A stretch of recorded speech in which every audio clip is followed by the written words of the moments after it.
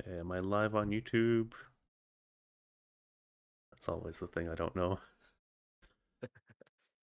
I guess I'll check for you too. Oh, never mind. I see myself. Oh, Well, I'm glad. and I see you as well, Saul. I'm glad.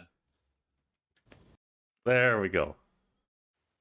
Oh, we got likes already. Let's go. Um, Hello everyone, and welcome to another episode of the Nintendofan News Podcast.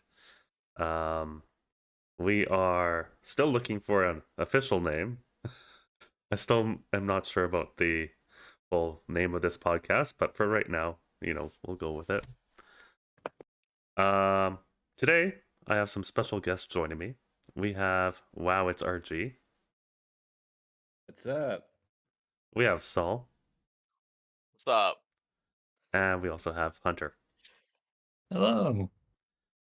All right, go ahead and introduce yourselves for the lovely people of the interwebs.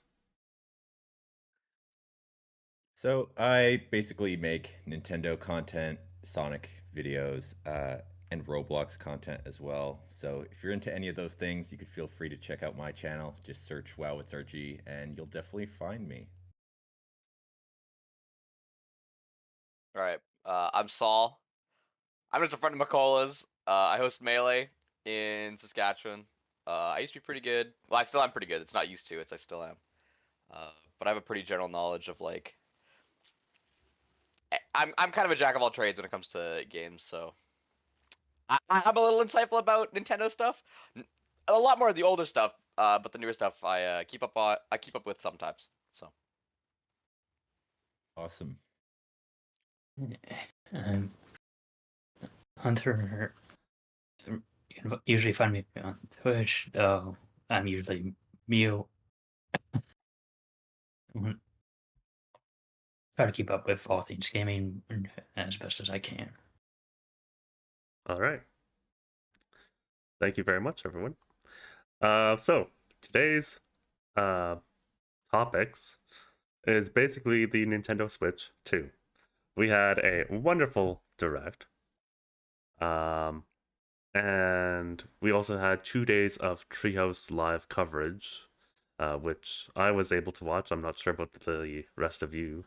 I haven't caught any of it, no. We got to learn a few additional details there, and I'll be trying to remember and cover everything that I've learned over these past couple days.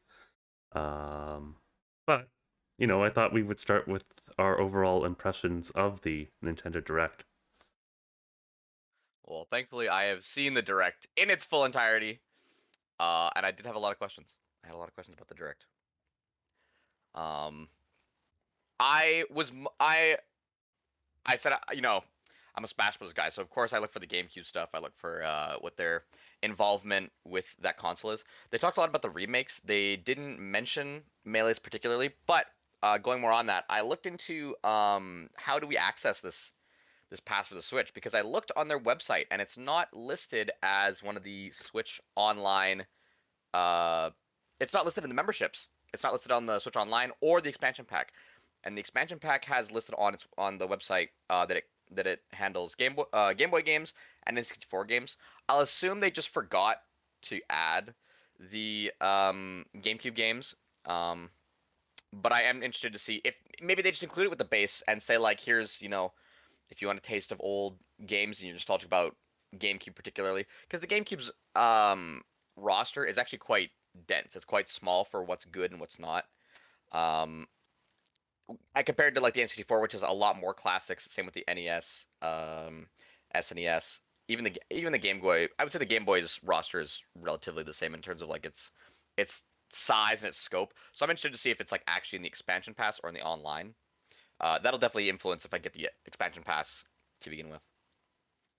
I sort of, maybe I'm completely wrong, but I sort of assumed that the GameCube, that whole thing was just exclusive to Switch 2 and that it wouldn't be available for like the original Switch.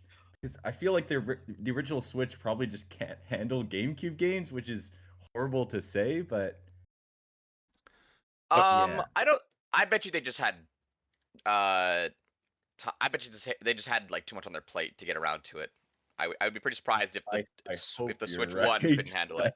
So I've I'd be pretty surprised. since learned some stuff, and I'm not sure if this was part of the treehouse at all, but the GameCube stuff is related only to the expansion pack, so that $60+ membership or Mhm. whatever. And it is only available on Nintendo Switch 2. It will not be That's what I available thought. on Yeah. the base Switch 1. Mhm.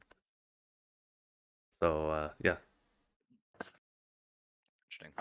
Well, I'm interested to see how they handle some of the games, because some games like I saw some people talking about Wind Waker. Wind Waker had the HD remake not too long ago, so it's interesting to see will that be coming to Switch 2 when you can play old GameCube games on the expansion pass, or will you be using the old one? Because even a game like Turok is an old N64 game, and that'll probably be on the Nintendo Switch Online expansion pass membership. I'd be interested to see if they use the remake version, which came out in 2021, 2022, or if they'll use the old um, source code, because the game looks so much more different. Like, it took years for the devs to remake Turok 1, 2, and 3. I would be very interested to see if which version they decide to go with on the remake, or on the Switch Online. Sorry. Yeah, Turok is available already on the N64 mature rated app. Mm-hmm. And I believe they just went for the old N64 one, That's kind of what I N64 figured. version. Yeah.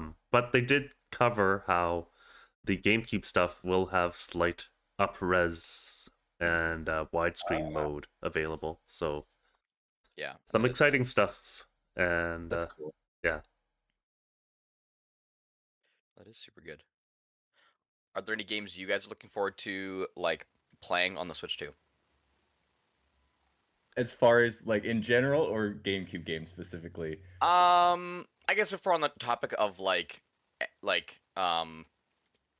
Online stuff, like, is there anything you guys are looking to play online, kind of thing, like N64 or GameCube stuff on the Switch too? All of the GameCube games, I'm just gonna say, because I'm like a huge GameCube guy. I grew up like playing N64, GameCube mostly, so all of those games, yeah, I'm just so Mhm. excited to play them on Switch. Mm-hmm. I'm personally looking forward to Mario Parties 4 through 7. I mean, for me, Yeah, the N64 ones are probably the highest rated in my opinion, but the GameCube ones are definitely like the next level of caliber from that. Yeah. Yeah. I would love to play Mario Party 7 online. That is 8-player online for Mario Party 7 would be such a dream to try. Well, and I guess we'll cover this in a bit, but Mhm. also the Switch 2 does have a microphone built in. Mhm. So to see the microphone mini games that came with 6 and 7, right. Yeah. I think that could be a lot of fun. That would be really fun, yeah. Be interesting, that's for sure. Mhm. How about you, Hunter? Anything you're looking forward to on the GameCube or N64 or anything like that? To be honest, probably like same all of it, because I haven't really experienced any or a lot of GameCube or N64 stuff, so Mhm. I'll expand my game knowledge, I guess. You have a lot to look forward to, for sure. Mm. And for the direct overall, I think it was pretty solid.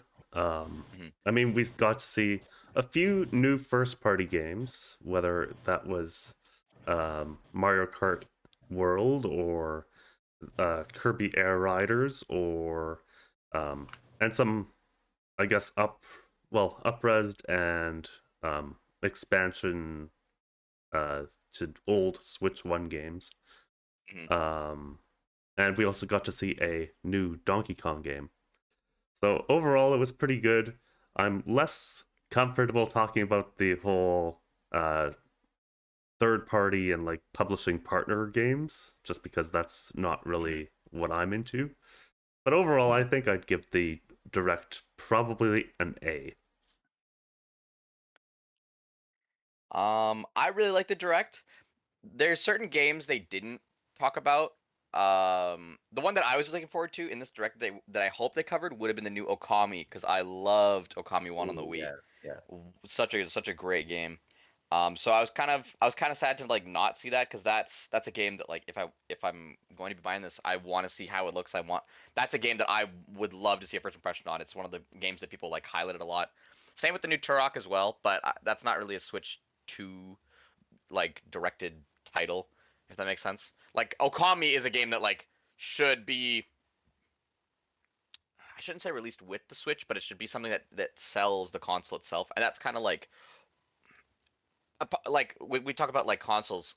Xbox and PlayStation are kind of like interchangeable. I'm like, oh, what kind of UI do you want? What kind of I don't know, like what kind of controller do you want to hold? For the Switch, it's like, well, what kind of games do you want to play? Because the Switch has like a lot more exclusives. I wanted to see if Okami was going to be an exclusive, because that to me was like it's such a household name for the Wii. In my opinion, for the Wii, it was such a strong title. When I was talking to people about it, and like I saw Okami at the Video Game Awards, people were like, "What's Okami?" And to me, I was like scratching my head thinking, "How do you guys not know what Okami is?" That was like such a household name. That was such a good title that I hoped the direct would have covered, at least, or the Nintendo like 2 Direct, or the Switch 2 Direct. But the games they showed off, Kirby's Air Ride is definitely going to be one that sells people the most. Like, I don't have to say too much about Makola's reaction to it. But it's definitely like that's a seller, and that's what people are really annoyed by, like the price of the console, and they're really looking at that. But I think what with the Switch, what you should be looking at is the games. It's not that's what's selling it for me. It's not the UI. It's not um the features are like cool. Like online's great, microphone's great. Like that's great to hear. But that alone isn't gonna sell me. The games are what's gonna sell me. And I wish this direct showed me what games are going to come out for the console, because that's why you get a Switch or a Wii U or you know a Wii or whatever, because they have they're exclusive brand, really. Right. So so for me, if I wanted to see more, like hearing that it's got an upgraded fan, better screen, the specs are like a lot better, and I'm fine to pay the price of a Switch 2, knowing that it's going to have like improved graphics. Like people upgrade their phones all the time, even though it's like $1,300 for like an iPhone like 16 or 15 or whatever, and people are like people don't even blink at that kind of thing. So I'm not worried about the price of the console. I'm really worried about what games are for this console more than anything. So I'm really I'm more excited for the games. I'm not excited for what this console can give me. I'm more excited what games are provided for this console, and that's kind of what I was looking for in this direct. Like when we look at your direct or your reaction, Makola, it was very much like how crazy was Kirby's Air Ride to see? You know what I mean? Like Right. it'll make you pop off. How hard did you pop off when you heard there's a microphone? Hardly what I at mean? all. Exactly. Hardly at all. So really, what we should be looking at is the games. I don't mind the price if it's gonna give me good quality. I'm hoping the quality and the price line up. That's all I care about. But that's not gonna get me excited. Like if the price is up here and the quality's up here, I'm not excited. If it's down here and it's here, I'm not excited. The games though, that's really what I care about. I want to see Kirby's Air Ride. I want to see Mario Sunshine 2. I want to see episode 1 Racer 2. I'd love to see remakes of these classic titles, or revamps. I'd love to see Wind Waker 2. I'd love to. So the console itself is it's cool. It's great, but I'm way more focused on the games. That's gonna what sell it. I don't think having a microphone or a camera that you can buy is gonna be a selling point for an 8-year-old. I really don't. Yeah, exactly. It's funny that you brought up Okami 2 and Kirby Air Riders, because those are kind of like sleepers to me, at least. Like you're like, oh, that's gonna sell the console, but to me, I'm like, I love those games, but I know that other people, like a lot of people hate Kirby Air Ride, actually. And Well, especially like if Nintendo's appealing to kids, kids don't know like Kirby Air Ride, And Kirby is kind of Kirby's big, but it's also one of like the sleepers compared to like Zelda, Mario, you know? So I actually thought that Mario Kart would be the one that sells the Switch. That's why, of course, they're dropping it on day one. Yeah. But even Donkey Kong, that's another like underdog. Like I don't know, people don't like mess with Donkey Kong games that Yeah. much. So For the I thought it audience, was yeah, I thought it was really interesting that they brought out some of those like sleeper ones though that the fans really appreciate, but for the general audience they're kind of like, mhm. Right. I definitely think the audience, because we got to think of like who's gonna buy this Switch. I right. would say the Switch is more of a female based console. Like all my female cousins have one. My sister has one, and they love That's playing interesting. Like all of them play Animal Crossing. All of them play Yeah. Kirby. If they really want to get a good audience going, they should really. I mean, like we're guys. We're gonna like beating Ganon. We're gonna like Guitar Hero.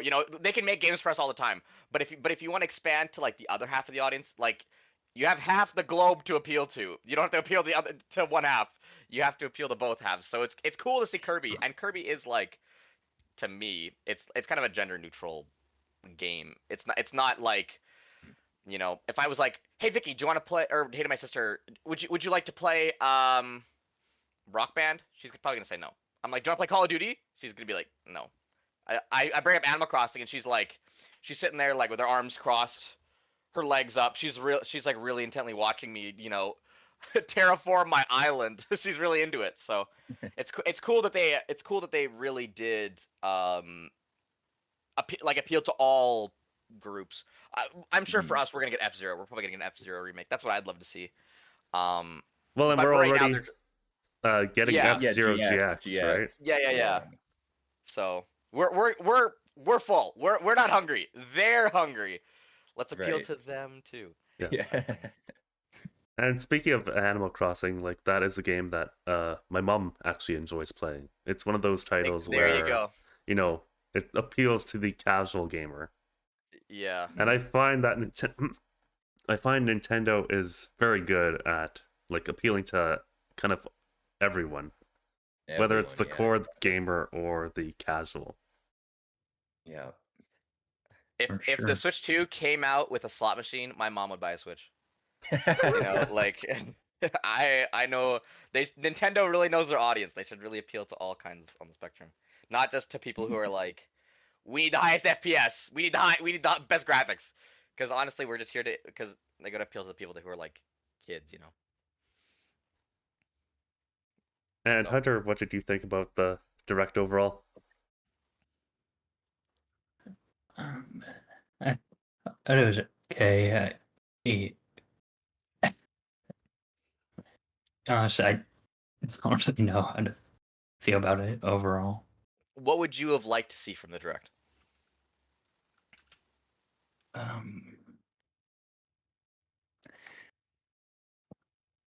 If I to pick something, it'd probably be, I don't know, like, a lot more exclusive stuff, not like the mic or the camera. Because I feel like even though those would be cool to have for like some games, I don't feel like those are essential. Well, yeah, I know the PlayStation, PC, Xbox have been doing this for ages. So the fact that like the Switch caught up to it, it's kind like that's not something that we should be like excited. Again, like going back to things that you should be excited about. I don't think that's not really gonna sell anyone, So Right. that is a fair criticism in my opinion. Yeah, I And think so. What's funny about that is they finally caught up, but it's still so laggy. Like they showed it and they had all the bottom screens. They were moving at like 2 frames a second. So I'm Yeah. like, God damn, Nintendo! Like you caught up, but like you're still behind. I don't mind because the people who are going to be using this are probably kids that like Maybe they how many don't kids care. Yeah. yeah, like how many kids do you know, or like not that you should know any, but like I have a younger brother and he loves like posting videos online. He loves like using Snapchat. He loves being behind a camera. Kids just like the idea Right. of being behind a camera.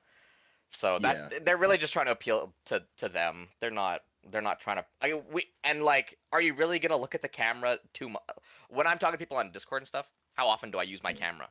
Do I care? Like the Right. mic quality is probably all I care about, but even then, as long as it's functioning, that's really all I care about. So I actually have an update on that. Oh yeah. And it's been reported that with 4 people, it's 15 FPS, so frames per second for those of you who that don't know. So and FPS basically means how smooth something is. With 3 people, it goes up to 30 FPS.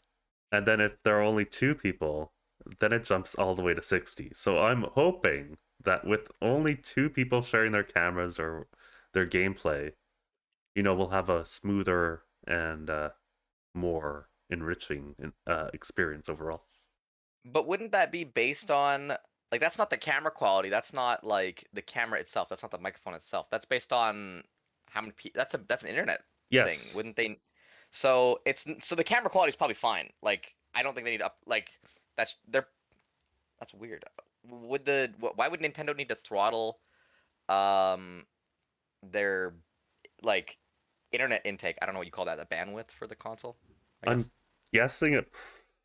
I don't know. It might have something to do with the hardware specs itself. I don't know more than what I just stated.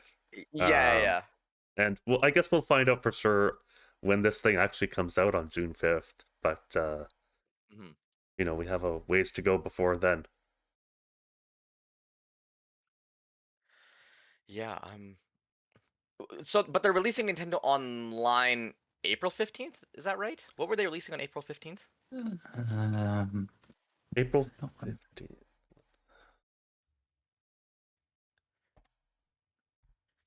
Was it Nintendo World or the Mario Kart? No, that comes out Well- day and date with the Switch 2.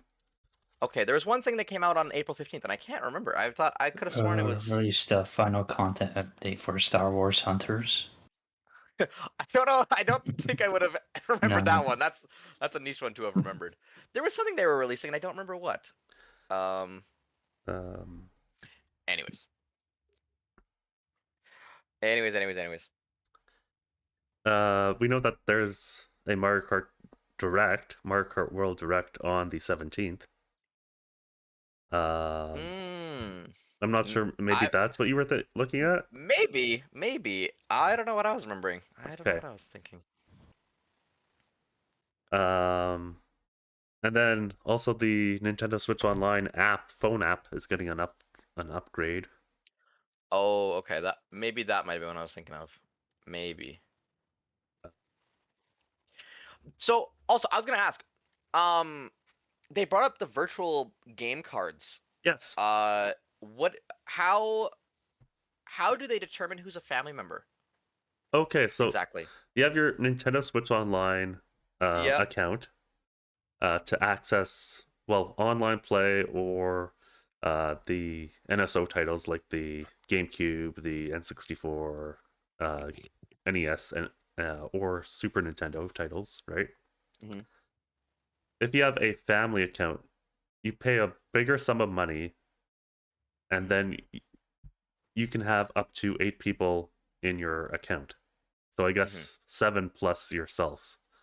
That's how me and a couple friends do it, because overall it's a lot cheaper that way. Mhm. And Yeah, so that's how they are determining who's in the family account. Yeah, I don't know anybody using the family account for their family. I don't know anybody who has like, oh yeah, me and my dad share an account. I've never. My brother and my sister both have Switches. I don't think they even have themselves listed as like a family, whatever. I would be pretty surprised if.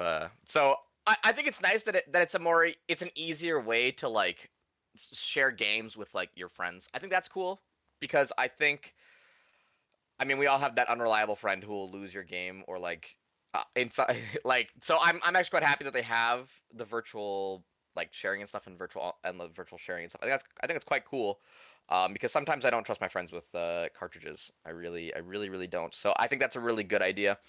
I wish Um, but at the same time, I wish that there was less virtual market because I think I'm a guy who likes to collect. I collect vinyl. I collect Yu-Gi-Oh cards. I think Yeah, the me collector's too. market is something that is kind of like drying out with Nintendo in terms of like how many people are proud of their Wii U collection. Like no one, I don't know anybody who owns a Wii U who shows off that kind of collection. And I think with the Switch 1 and Switch 2, like not many people are like if I show you my GameCube game collection, people will be like, "Oh, you have Mario Striker. You have you got no like that isn't really happening as much for Switch titles, and I think it's to do with like virtual accessibility. Like when you show off your collection, it's gonna look small. It's I'm also someone who like shops locally. We have a video game store in Saskatoon that like I know the shop owners by name.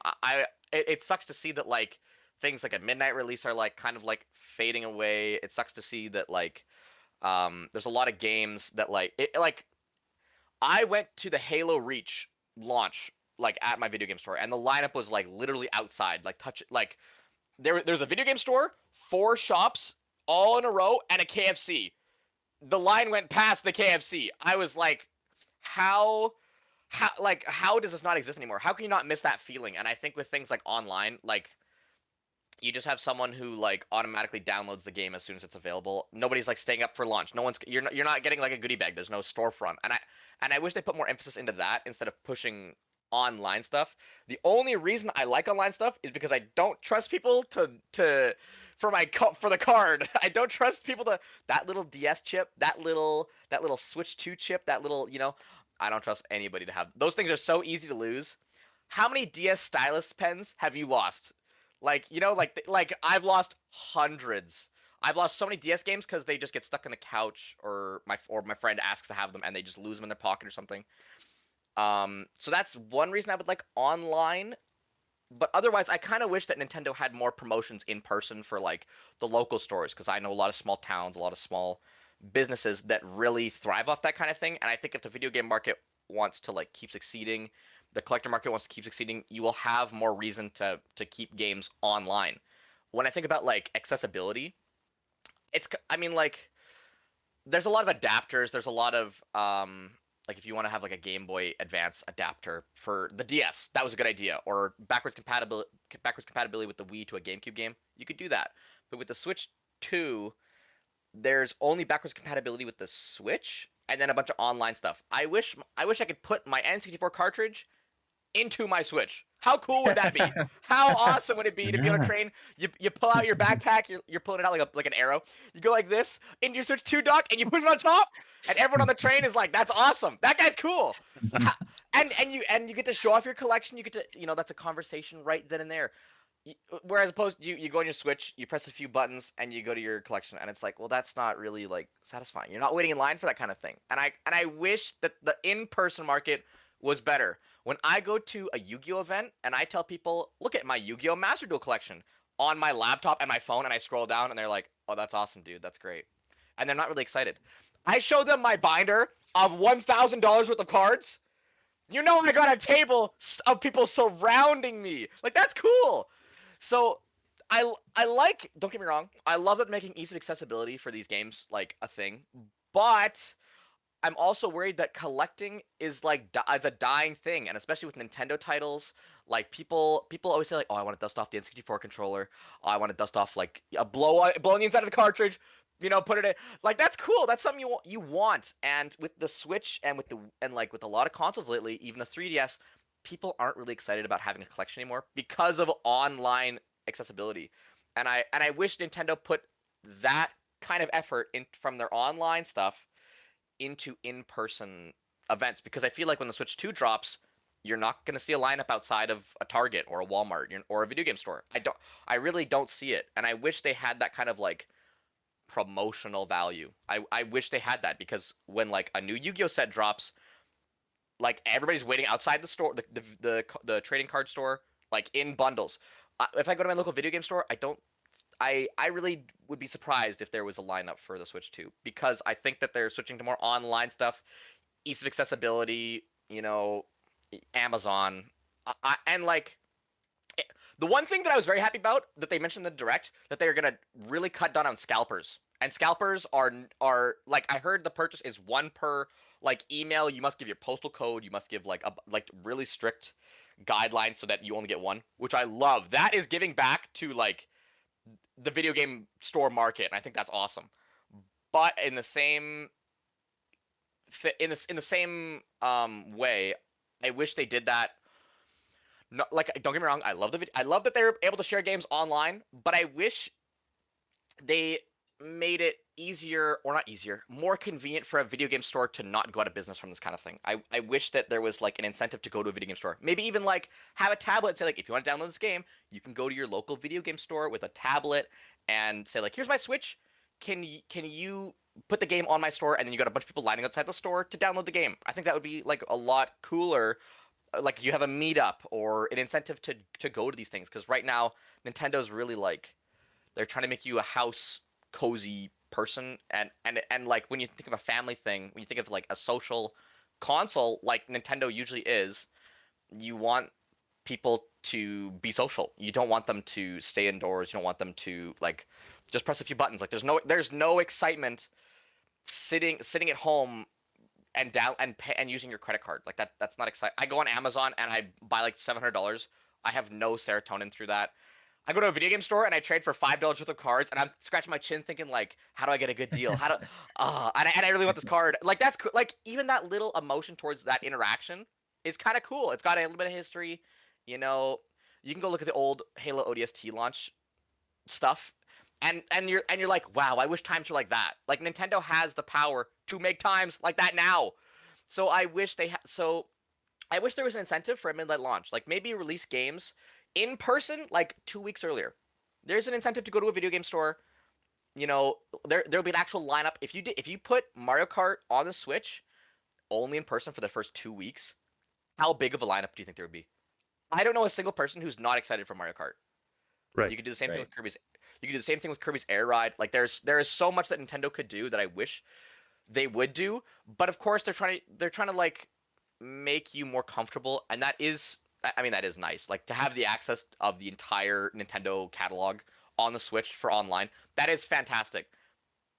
I just wish for these new titles you made it cool to have a collection. I wish it was cool for me to have an incentive to have, you know, a bookshelf like level dedicated to Switch games, because right now the video game market is very like no I don't know anybody who brags about their Xbox One titles or PlayStation 5 titles. It's like I have Bloodborne, NFL, whatever, and that's it. And then like a dusty shelf. Like I want to see a collector. I want to see a more collector market, because that'll get you excited. That'll really drive an emotion towards me even wanting a Switch 2.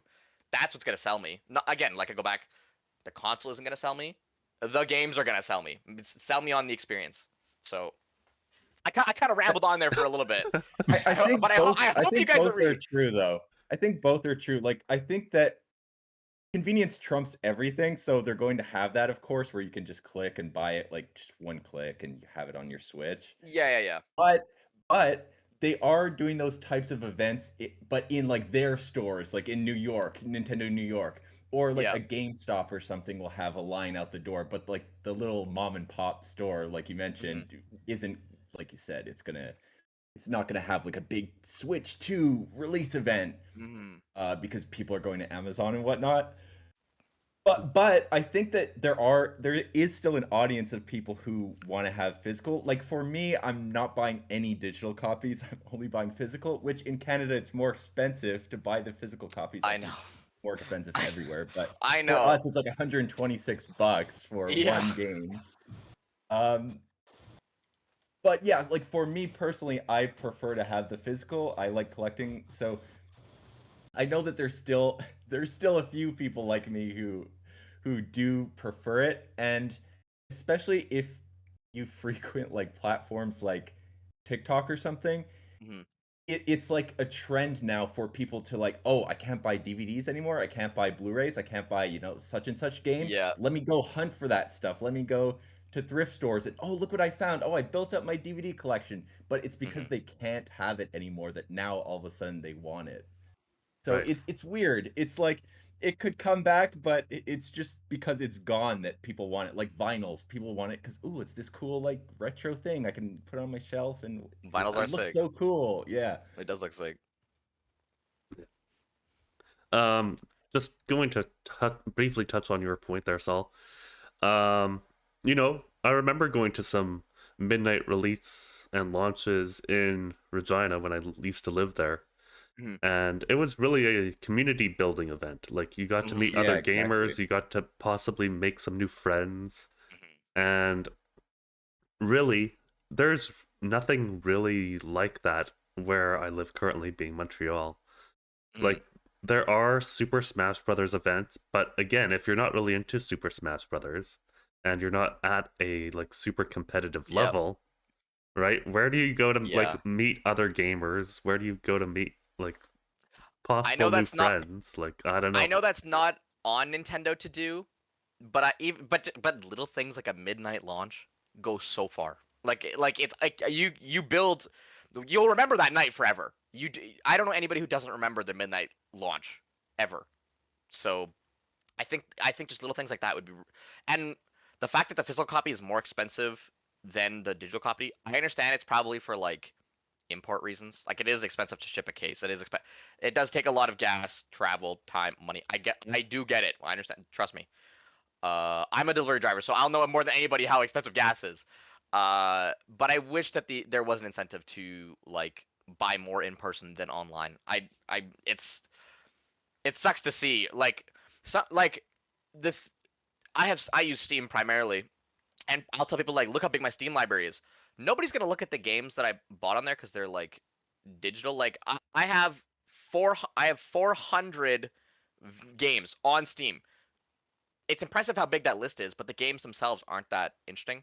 I have one Turok, one cartridge. That is more impressive alone than the thousands of dollars I've spent in the Steam market for the same games.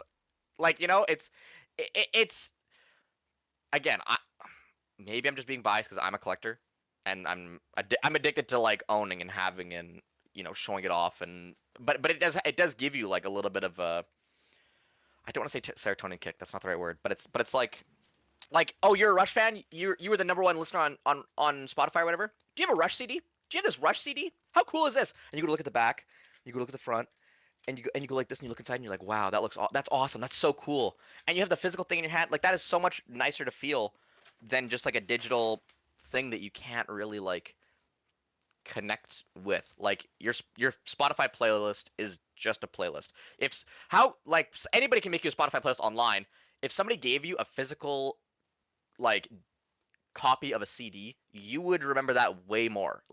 There's something more to that it gives you. It's like, would you like to buy a bike online, or would you like to go to the store with your dad and buy a bike?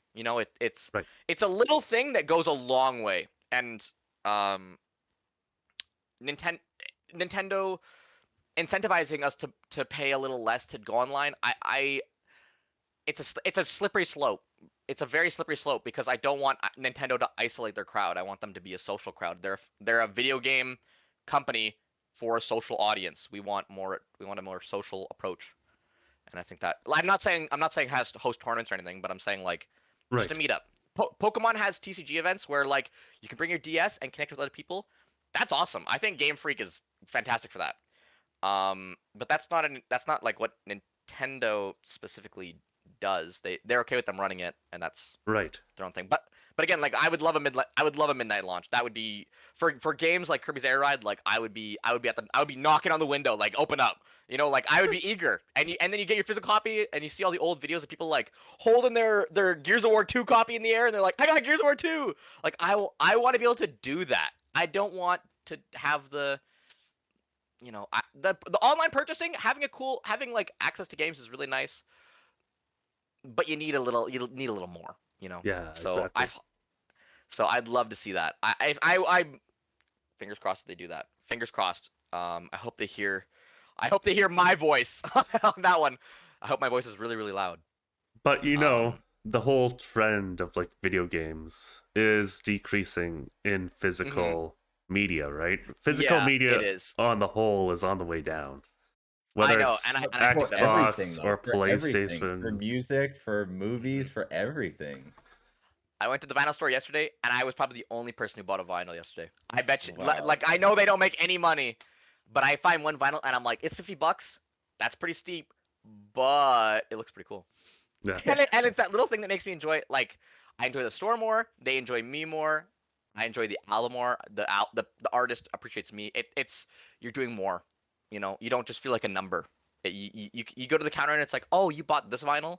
Like, you must have good taste. And then we talk about our taste. It's a little thing. It's a really little thing that goes a long way. Right. Yeah. So I really hope Nintendo tries to incentivize that kind of thing. I like that they're going online. I like that they're doing the voice chat stuff. I think that is building a social audience and having a microphone. I'm a little scared on the parental controls because I know online is really touchy. I hope that.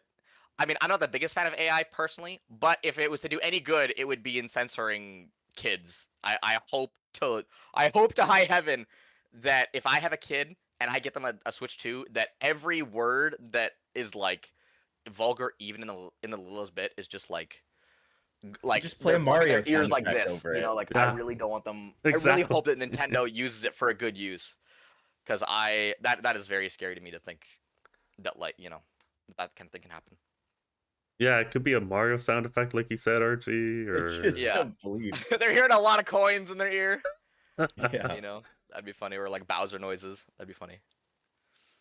Yeah, I think it's mostly kids, right, who use that kind of language. Because Yeah. I don't necessarily hear a lot of, adults swear when they're like gaming online.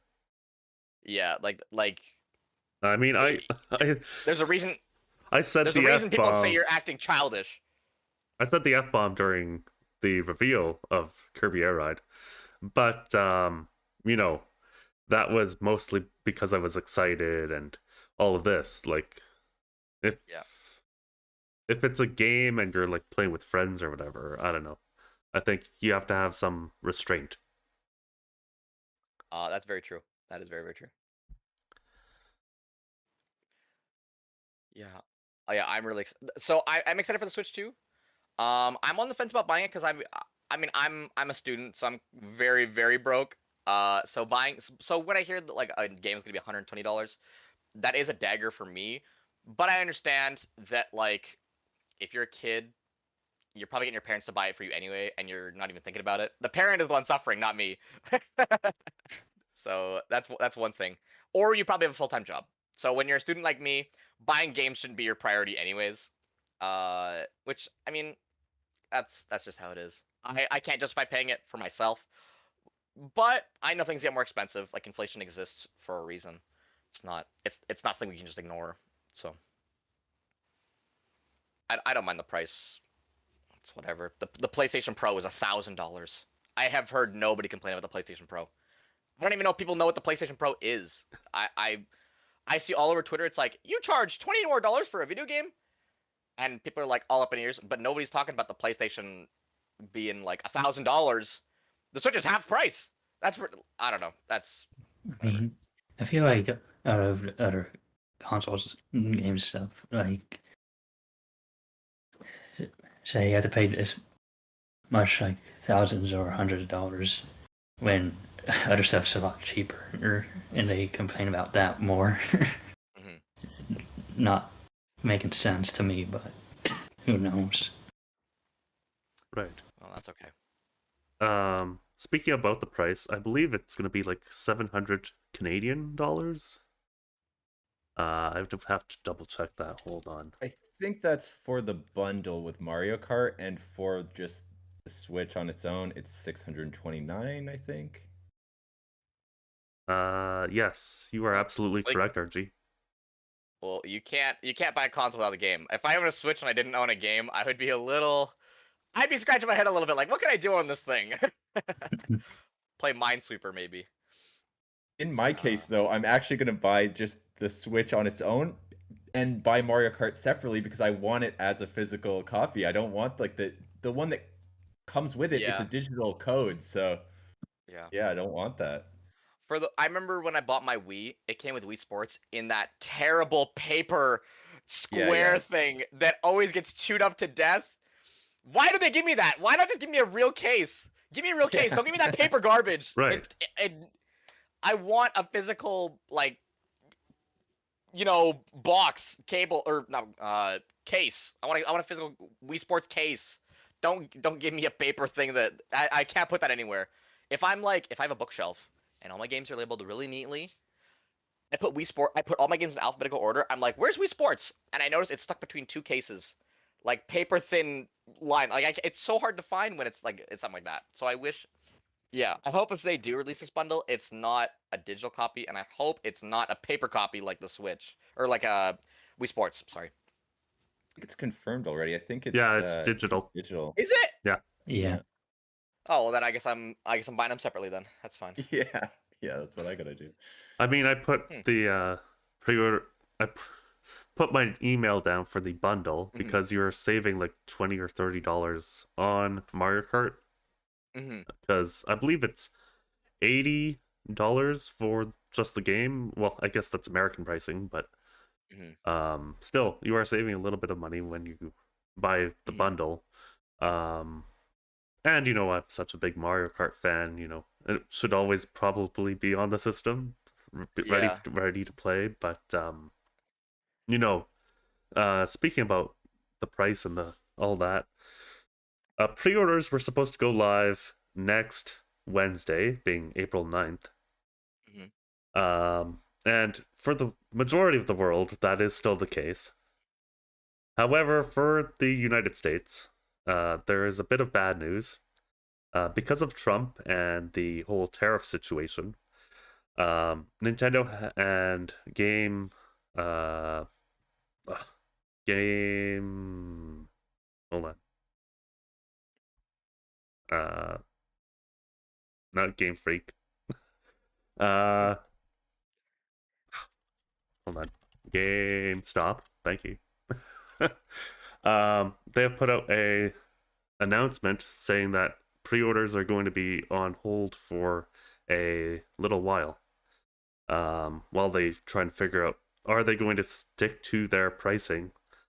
Or because of the tariff situation, are they going to increase the price? Are they going to spread this pricing hike increase to other regions as well? Or what is the plan? And I'm hoping that it's not necessarily going to affect other regions, but because Canada and the US are very close to each other, even if Nintendo does not increase Canada's prices, that means we may see a lot of influx of Americans driving up or flying up or what have you to pick up their Switch 2 rather than purchase it in the States. So I was wondering if any of you had, I guess, an opinion on any of this. I mean, that's not really Nintendo's fault. If there's a trade war going on, I don't blame Nintendo. That's not something that they can control. They can open up a factory in the States, make a production plant there, but I'm pretty certain they're making all of their consoles in Asia, which is not. Does that surprise anybody? I don't know anybody who's really. They make an Asian company makes products in Asia. I don't know anybody who's gonna be surprised by that. So if it's delayed, whatever. Is what it is. They can't control that, and that's not Nintendo's fault. That's just politics. That's not. I don't think that's something you can blame Nintendo for. If you're getting mad at Nintendo for not having a factory in every country, if they opened up 195, there's 195 countries. If they opened up 195 factories, yeah, that's ridiculous. Why would Nintendo do that? And when they have ease of accessibility with a production plant that they already have, it makes no. And the old justifying opening up a brand new factory so that Americans get their consoles for what? For getting the console a week earlier than not. That's not a big deal. In the grand scheme of things, that is such a small issue. So I don't see it being a problem. Hunter, you're the lone American on this podcast. What are your thoughts?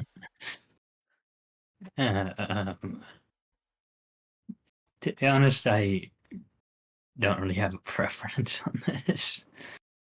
If prices increase, I definitely see people probably going elsewhere to get like Nintendo's Switch 2 stuff. Yeah, because obviously might be a bit cheaper, but Yeah, unless you scratch your neck about the thought of owning a Switch 2, I don't think it's too big of a deal. I don't think it's if you have to play yeah. if you can't play the new Mario Kart, which you haven't experienced yet for a week, honestly it should just only build your excitement. If you're like, oh my god, I see so much like Mario Kart, like low key getting good publicity about your game a week before the majority of your crowd gets the game, or like a big majority of your crowd gets the game, is good publicity for your American audience. If we as Canadians get it cheaper and we say it's a great game, why not why would it not build excitement for in the States? Maybe that'll build the lineups outside that GameStop we wanted, maybe that'll Exactly. be the incentive for it. So I'm not no, I don't think it's that big of a deal. And I don't think it's that bad, and in some ways it's a good thing. Very few things, but in one aspect at least I can see the good in it. So And the launch is not yet, like, it hasn't been moved yet. It's only the pre-order area. And possibly the price. So, I don't think it'll have too much of an effect either, but I still think, despite the price and everything, I still think it's going to be wildly successful. You know, the games that we know about so far, I think that's enough to sell people on the system. I mean, Mario Kart 8 Deluxe on the original Switch sold a bunch of units. I think it is probably one of, if not the top seller of games on the Switch one. So that should give you some ideas about like where Mario Kart World should be like as the Switch 2 life cycle continues. Also, going back to GameCube, NSO Online for the Switch 2, we got some games coming for it. I thought this would be a good transition just to go into the games coming to the Switch 2. We have Wind Waker, Soul Calibur 2, and F-Zero GX at launch for GameCube NSO. And then coming later down the road, we have Super Mario Sunshine, Fire Emblem Path of Radiance, Pokemon XD, Gale of Darkness, Super Mario Strikers, Chibi Robo, the original one, Luigi's Mansion 1, and Pokemon Colosseum, also coming later down the road. So I think overall, that is a very solid GameCube lineup. And then we also have upgrade packs for some pre-existing Switch 1 titles, being Kirby and the Forgotten Land, getting a bunch of new levels and some new mouthful mode abilities. Super Mario Party Jamboree incorporating not just the mouse control, but also the camera controls and the microphone.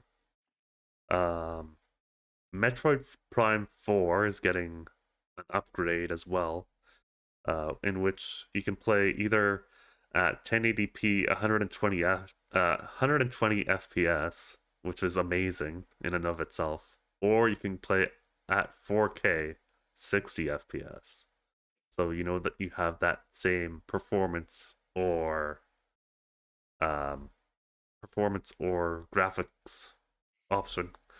And then we also have Tears of the Kingdom and Breath of the Wild upgrades as well coming.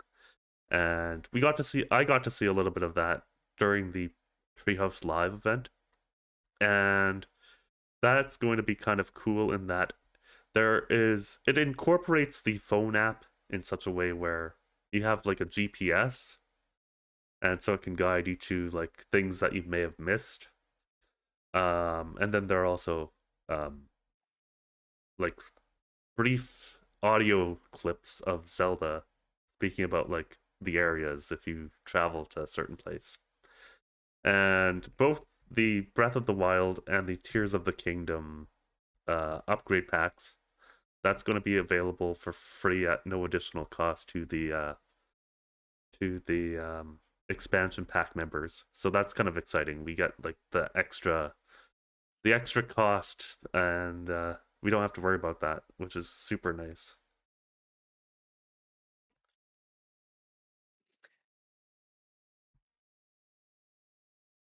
Any thoughts so far?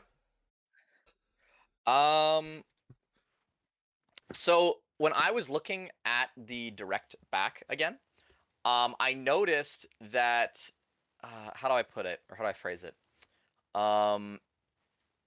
They showed it off in the store being something that like it was in the same menu as the purchasing. So when I looked at the big one I looked at was the Animal Crossing one. It showed that it was like a downloadable pay option, but when you downloaded the DLC, it just said, or when you buy the DLC, it just said free, or it just said like ready to download. So it made me wonder, like, are these expansion passes like a Nintendo exclusive online, and if you stop paying for it, are you still getting it, or is this just DLC that's announced that just so happens to coincide with coming out with Nintendo Online, like the big like if I'm getting this Mario Party Jamboree expansion or whatever, do I need the Nintendo Online expansion pass, or is this just a DLC thing that you can purchase separately, or does this just come with the bundle type thing? That's another thing I wondered, was when it showcased like a lot of the games like that you get for free. Can we also buy these individually, or is this like a game, or are they treating this like a game pass? So like if you pay for the expansion pass online, what was the membership called? The Expansion pack? Yeah, just the expansion pack itself. We're getting this DLC like the Octo expansion, the Sega Genesis, Mario Kart 8, Animal Crossing, all that stuff. Can we purchase that separately? Is that just like to coincide with online, or is that online exclusively? That's what made me wonder, because I know for the Wii you could buy games online separately when you had the Nintendo eShop there, or the Wii, or just the Wii Shop, I guess. You could download it there for a cost, but it seems like for this you're just getting all of them, and instead of buying them each individually, you get every single one, and you're just paying a monthly fee. Kind of like instead kind of like the way that, like, do you want to download songs onto your phone through Apple Music? But like if you have a CD, you can import the CD to your phone and it uses Apple Music. Or do you want to pay for Apple Music, like an Apple Music membership, and you just get all the music just like that? I don't know. I don't know if it's going to be these expansion passes. Are they really exclusive to the expansion pack? Are they adding more later? Is it exclusive? Is it not exclusive? Can I pay for it without the expansion pass? Because someone like my sister, who plays only really Animal Crossing and Mario Kart, I don't think she's really going to use the Nintendo Switch Online stuff for like the Game Boy Advance, N64. I don't even think she's going to use the GameCube stuff, really. She's going to play 2 games. Can she get those passes or expansions or whatever? Can she get those separately, or is that like a DLC? Is that like an expansion pack or an NSO plus expansion pack thing only? Because I think that to me will be a big for me, for people like her, it'll be a big deal, because some people like to be like, are really true to, like, when the new Switch, well, not Switch, when the new Smash title gets announced, which I'm going to assume it's going to happen, there's going to be a buttload of people buying the Switch specifically for Smash, and I can already see it happening. When DLC comes out, and I know it will, because you can just tell, they did with with Ultimate. So when they release whatever this new Smash title is, are they going to make the DLC in the expansion pass exclusively, or are they going to put it or is it just something that you get alongside uh Right. the you know, I'm just wondering if it's separate or not. That's all I'm worried about. So I hope I hope in my case, or not, well, maybe not my case, but I hope for my sister, she's allowed to buy the DLC separately. That's what I'm getting at. Can you buy the DLC separately? Can From you buy what these I individual games separately? understood, I think you can buy it all separately. Yeah, and Right. that's kind of what I was hoping they were alluding to. Which, to be honest, I kind of see it as like filler because they're probably trying to sell like these games like Kirby and the Forgotten Land, whatever, Mario Party Jamboree. They're probably going to sell them like as a physical copy with the additional content, but for Switch 2, you know? Like they're trying to use them as Switch 2 filler games, I find. Um it's yeah. I, for a lot of these, I thought that they should just be free updates, like the two little modes in Mario Party Jamboree. Like, I don't know if I would pay for like this gimmicky microphone and camera mode necessarily, but Hmm. I don't know. Well, I'm sure for this expansion pack thing, like I'm sure it's only not just these 4 things. I bet you every DLC will be part of this expansion pack. So for the new Mario Right. Kart that's coming out, there will be an expansion pass for that, and it'll probably be underneath the expansion pack selection. So eventually it'll be worth it, but for right now, I don't think it Once is. they build it up, yeah. Yeah, yeah, Yeah. yeah. Yeah, in the future it'll be worth it, but for right now, I can't justify paying an extra $40 for a singular pass to play really 4 DLCs and 2 consoles worth of games. But in the future, if it's like every DLC is going to be underneath the pass, well, if I'm going to save $10, if I'm going to buy like what Ultimate had how many DLCs for the game? I think there were 2 season passes worth like $30. Yes. So why not get the expansion pack? Like that will be worth it. That will be something that's actually worth it. But for right now, I off the rip, I can't justify it myself. I mean, I'm already part of the expansion pack, but Mhm. also just going off the how Nintendo has done things in the past. Um, you know, both I believe the Octo expansion and I forget what else. Oh, the Animal Crossing DLC that was available for free as part of the expansion pack NSO thing, Mhm. but it was also available standalone. So I would It's assume, like a paid thing. yeah. Yeah. So I would assume that both options would apply to these upgrades that the past Mhm. Switch titles are gonna be getting. Mhm. Which is good. I think that's good that there will be a standalone option. I'm just I don't want to be too skeptical. That's all. I wanna make sure all my T's are crossed. I want to make sure all my I's are dotted. I would hate to buy a game that has like a bajillion DLC and then it's only available for the expansion pass. Because I feel like I'm missing out a lot. And the cost is quite like $60 a year for us.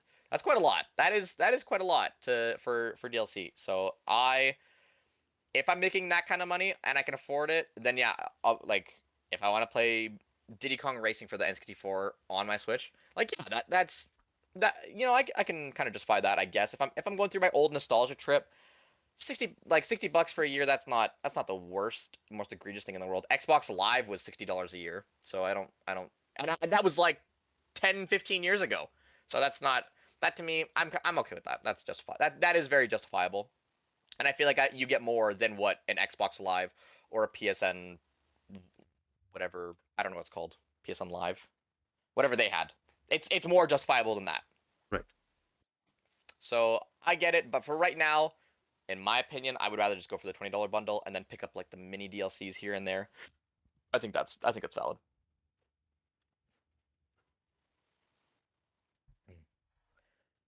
Um, but yeah, I guess what again, like I guess the big thing that sells me on that, like in order to sell this specific pass, you have to have games that are like are uh what's the right word? You have to have a good game selection to make it worth it. Like if you make an F-Zero like brand spanking new title, or you make a Kirby's Air Ride, or you make a Sunshine that has DLC, or Galaxy 5 with every DLC known to man. You know, like then you can justify it. But I just hope that the game selection that they come out with, like I've been saying, I just hope the game selection is worth it. That's all. That'll sell the console and that'll sell the online. Because if you're only playing it, like I know a lot of people who bought the PS5 or the PS4 specifically to play Elden Ring. Just Elden Ring. You can do that for this console too. But Nintendo has the power to do way more because they have way more exclusive titles. And I hope this doesn't turn into a Wii U where like there's only like maybe 3 games that you're really like excited for the whole console. They've already got you off the rip with.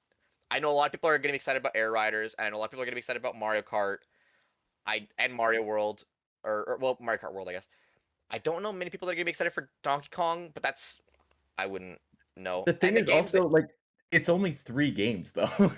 we're talking 3 games. They have only 3 games on the console, and then that's where I was mentioning the filler old Switch games that are like coming back into play. Like, oh, we've got some DLC for these ones too, but that's not enough, I find. But and a few games they I mentioned. guess that's where don't make sense. Like the third party ones come in. Like the FromSoft is getting a Switch 2 exclusive game. Yeah, I guess those kind of help fill the gaps, but right. I don't know. And I don't know if it's like not enough. And the other big thing, right? We know that the Switch 2 is coming out in June, right? June 5th, I believe. Yeah, which is soon. Which is 2 months away, roughly. Yeah, it's exactly 2 months from today. And, you know, day one, we have Mario Kart and the GameCube stuff, right? Which will be, you know, Wind Waker, Soul Calibur, and F-Zero GX, which are, you know, all of that stuff is going to be great. And then in July, we get the Donkey Kong game, which at first I wasn't too excited about it. I mean, usually I tend to go a little bit too overboard with my reactions sometimes. I always like, you know, people like to see when I'm excited or whatever. You know, RG probably understands because he's also a fellow YouTuber. You have to play it up a little bit, right? I lost my mind during that reveal, though. Holy crap. I mean, it looks a lot of fun. Sometimes it's real. Sometimes it's real. I didn't expect it, though. Like, let alone just a regular Donkey Kong game. Even if they gave us like a 2D side-scroller, I wouldn't have expected that. But a 3D, like Mario Odyssey-esque like Donkey Kong game, I was like, what the hell? No way. But I have seen gameplay again through the treehouse. I've seen everything like that the game has to offer, and my excitement has grown for this title. Oh, okay, good. The graphics look amazing. The main gimmick is that you're just trying to dig down, and there are like various bosses and various ways to like throw and destroy the environment all around you. Like that's a key feature. And like I think this game is going to be equal to, if not slightly less than, Super Mario Odyssey. I think it's going to be of that caliber. That is very high praise. That is very, very high praise. I hope so. I mean, Mario Odyssey for me was like the best Switch game they ever released. It was like the best 3D Mario game they ever released because it was just so polished and everything. So I'm hoping they have like that level of polish with this one too. But we'll see. But again, so that's July, June and July, both getting a game. And then, what was the third game? Well, there was. Oh yes, Kirby Air Riders. We only know that it's being developed by Masahiro Sakurai, right? And that it's coming out this year. That's all you need to know. Yeah. Whatever Sakurai works on, it's always a masterpiece. And, you know, people some people thought that it was a remake of the GameCube one. It is not. This is a second sequel to that game. So I'm excited to see more, and hopefully maybe it'll come out in August or maybe September. I'm hoping that it's coming out this year for sure. But we also know that Nintendo usually does a direct in June, around, when E3 used to be. Yeah. So I'm thinking that they'll probably have more games to fill out the rest of the year. This is also Super Mario's 40th, I believe, 40th anniversary. It's a big milestone. So we haven't seen 3D Mario yet, but I assume that if it's not coming this year, it'll probably be likely early next year to be in line with the movie. So there's a lot that we don't know about what's coming for the rest of this year and next year. And with June being the 6th month, that's only leaves half of this year to go. So, if we get at least maybe 4 or 5 games this year, and we already know a few of those other titles that are coming. I mean, one of which is what I'm super excited for, being Metroid Prime 4. I mean, We haven't even talked about Metroid. We haven't even talked about it yet. We haven't even. It's crazy. I think we've dodged Metroid Prime for all this talking. That's a weird one because it's like a transition game. It's like with the Wii U and Switch where they released Breath of the Wild and it was on both consoles, kind of, but like transitioning into the Switch. Now we're getting the same thing with like Prime, but it'll be on like Switch 1 and 2, but they're kind of leaving Switch 1 in the dust with this one. Like that's the last game you guys are getting, and then that's it. Yeah. Well, not necessarily, because we also saw a direct for Switch 1 just the other week, this week, last week, I guess. Oh, right. Yeah. So it's all those titles too. Right. But again, Switch 2 is going to be backwards compatible with Switch 1. So, in a way, those are also coming to Switch 2. And that's a massive lineup. There's a lot to play. There's going to be a lot of stuff in my backlog, at least. And yeah, I think Nintendo has more to show us for this year. Oh, absolutely. That is not even a question. Not even. Going back to the DK thing. I was doing a little bit of background on this Bonanza, because the last time we got a 3D Donkey Kong was, the only other time we got a 3D Donkey Kong was 64. And that was made by Rare. And that is like, I don't want to say it's in like the Hall of Fame or nothing, because I mean, if it isn't, it's very, very close. But that is like one of the N64 like peak games. Like people talk about like Banjo-Kazooie, Mario Kart 64, Super Mario 64, Donkey Kong 64. Like it's in that echelon. It's it is GoldenEye. It is one of the pinnacles of that console. So DK Bonanza has a lot to live up to. I really, really hope they carry that torch well, because they used this design of DK for the Mario movie, did they not? But the design they used, very similar. Yeah. But in Ultimate they don't use that design of him for some reason. I don't know if he's that same design in Mario Party. I haven't played it. It's the same design in Mario Kart World, by the way. Yeah, it is. So they're really trying to transition to this new Donkey Kong. I really hope this turns into like a character they carry really, really well, and they don't turn it into a Banjo and Kazooie nuts and bolts phenomenon where it just eventually sucks and nobody wants it anymore.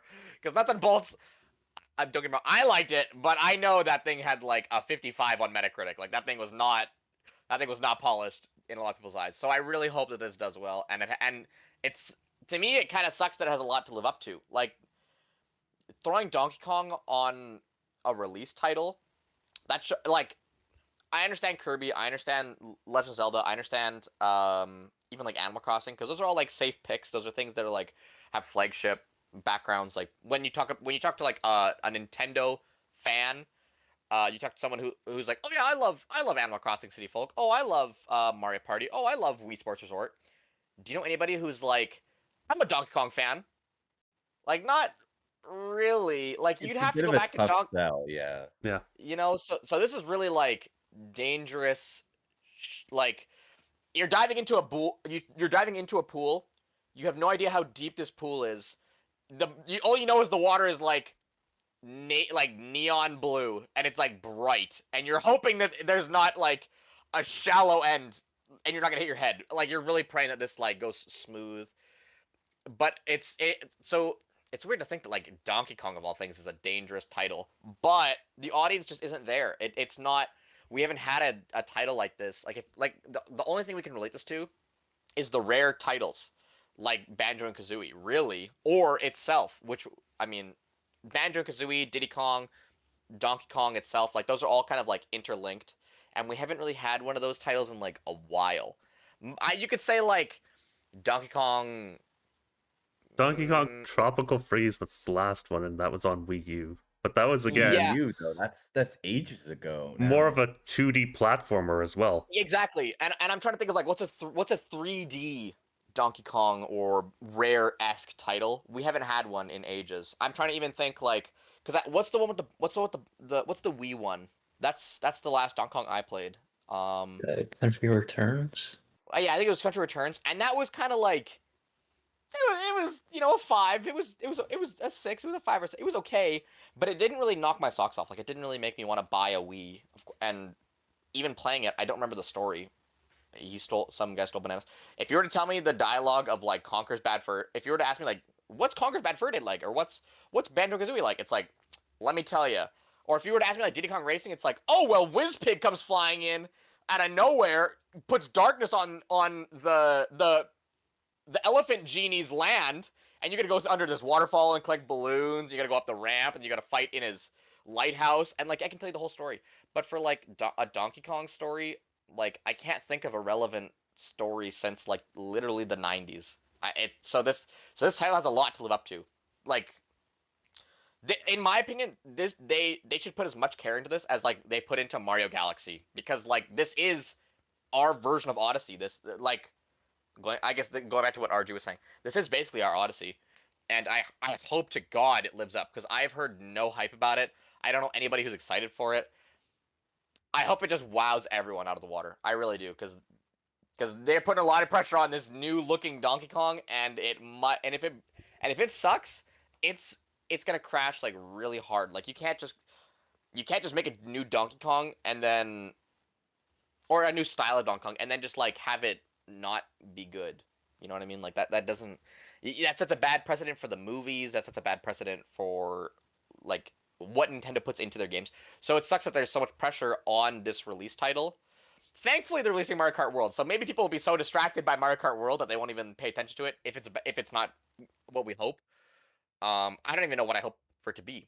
I really don't know. I would love it to be Donkey Kong 64 2. I'd love it to be Donkey Kong 65. That'd be great. If they could do that, they would blow my expectations out of the water. But again, I don't know any Donkey Kong fans. They are making a new crowd with this launch, which is very scary. That is very, very scary. So I really hope they do well. Yeah. But that's scary. That is very scary. If I'm a dev working at Nintendo and they're like, can you make the new Donkey Kong? I'm like, low-key putting my resume into other companies, because I have no idea if I'm going to keep my job after this. Like, I'm so scared about my livelihood because of this title. You know? What's weird is that it's not like a new IP. It's tied into Mario, kind of. Like, he's a Mario character now, so they're like, it's Mario, though. Yeah. So, like, the Mario fans will buy it, right? Yeah. Right. They will. They're not going to... They're not, obviously, it's... Hearing the name Donkey Kong Bonanza, does that get your ears, like, perked up as much as Odyssey? It makes me want a banana. That's what it makes me want. I mean, yeah. Banana smoothie. That'd be great. But no, I'm really scared for this title. I think I'll get it, but I'm gonna be interested to hear what exactly the reviewers have to say. And Nintendo, Yeah. if you're listening, I would love a review code. um, but you know, I don't think I'll get one. But I think it'll be a fun title for sure. It looks like you just go around bashing the environment, trying to collect golden bananas, and you know, that's That's good about enough for it. me. That's good enough for me. That's all I need. Um, so yeah, and then did you guys have anything else to add about bananas at all, or? Not so much. Like, I'm not a huge fan of the way the world looks. Like, I did a whole reaction to the direct, and when that trailer came on, I was like, what am I looking at right now? Before Donkey Kong like broke through the wall or whatever, I was like, what is this game? This could be like anything. And then of course Donkey Kong breaks through and it's like, oh well, it's a Donkey Kong game, and he's in a world that looks nothing like anything Donkey Kong we've seen before. So Mhm. like that could be a good thing, but I'm not like in love with the way the world looks. I like his character design and how expressive he is and all that. I don't mind that he's wearing like overalls and like miner gear or whatever, digging through holes, or I don't know Mhm. what the hell you're doing in this game, but it looks interesting, but it could be hit or miss. Uh, which, like you guys were saying, could have like a huge negative impact on Nintendo, like if it is a Mhm. miss, because this is something they're like leaning heavily on. Like I said, they only have 3 games, 3 games coming out for this thing, and this is one of the big games. So yeah, it's a Yeah. lot of pressure. Yeah. And like I'm actually watching it back right now, like on the side here.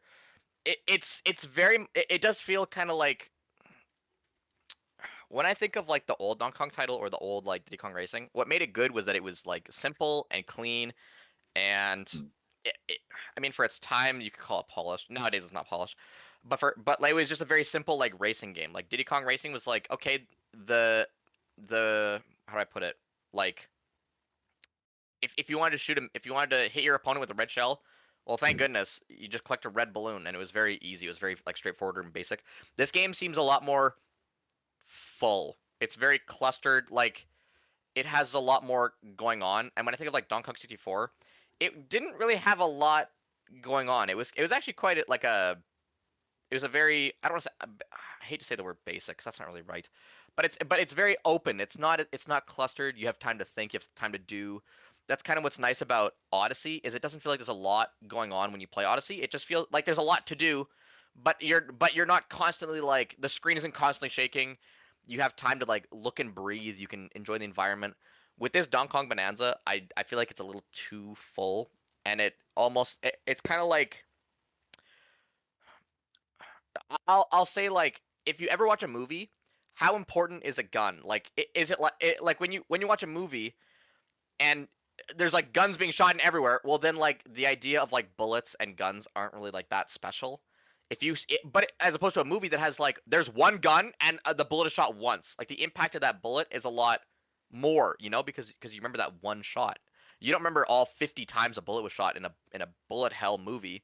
You remember the one time it was shot. Like if you're gonna talk, like a good example is Breaking Bad. There's literally like one gunshot per season, and you remember every single one. Whereas like if Breaking Bad was like a run and gun all the time, I'd be like, well, like this is I don't know. That doesn't really set a good precedent. Doesn't set a good tempo. So I'm hoping that what I'm seeing is just like really glorified, and I hope it's really. I hope they're just blowing it up for the camera right now. I hope it's a lot more spacious. Like I was way more impressed by the Breath of the Wild trailer where it showed Link maybe attacking once, but the rest of it was just scenic. It was open world. It looked really nice and clean. This looks like I'm gonna be collecting a lot of coins. Like what was that Super Mario World or that Super Mario game where it was just like coins were everywhere. Oh, Super Mario New Super Mario Bros. 2. Yeah, that's the one. Yeah. And I was like, well, I'd love to play this, but like the aspect of clicking coins is like I'm so numb to the feeling of coins. It's too much. Like take the coins away. You know? When I play like the original New Super Mario Bros. For the Wii, and you collect a golden coin, it's like, oh, well, you collected 1 of 3 golden coins, and that's kind of good. The second one came out, and it's just coins everywhere, and it's like, well, I collected like a bajillion coins, I guess. You're less, you feel it less. So I wish this game, I mean, this game kind of looks like it's already done, but I'm hoping they're just showing me this explosive game because they think they want me to see all the juicy bits right now. But I hope it's a lot more like slower paced, like the old Donkey Kong game, or not slower paced, but like more breathable, less full. I hope they learned from the New Super Mario Bros. 2, and they took away the things that make it so that it becomes so that if you're gonna break into the ground or you're gonna do something, like, it feels special. It feels like something you remember. Because if I'm doing it all the time, I'm not.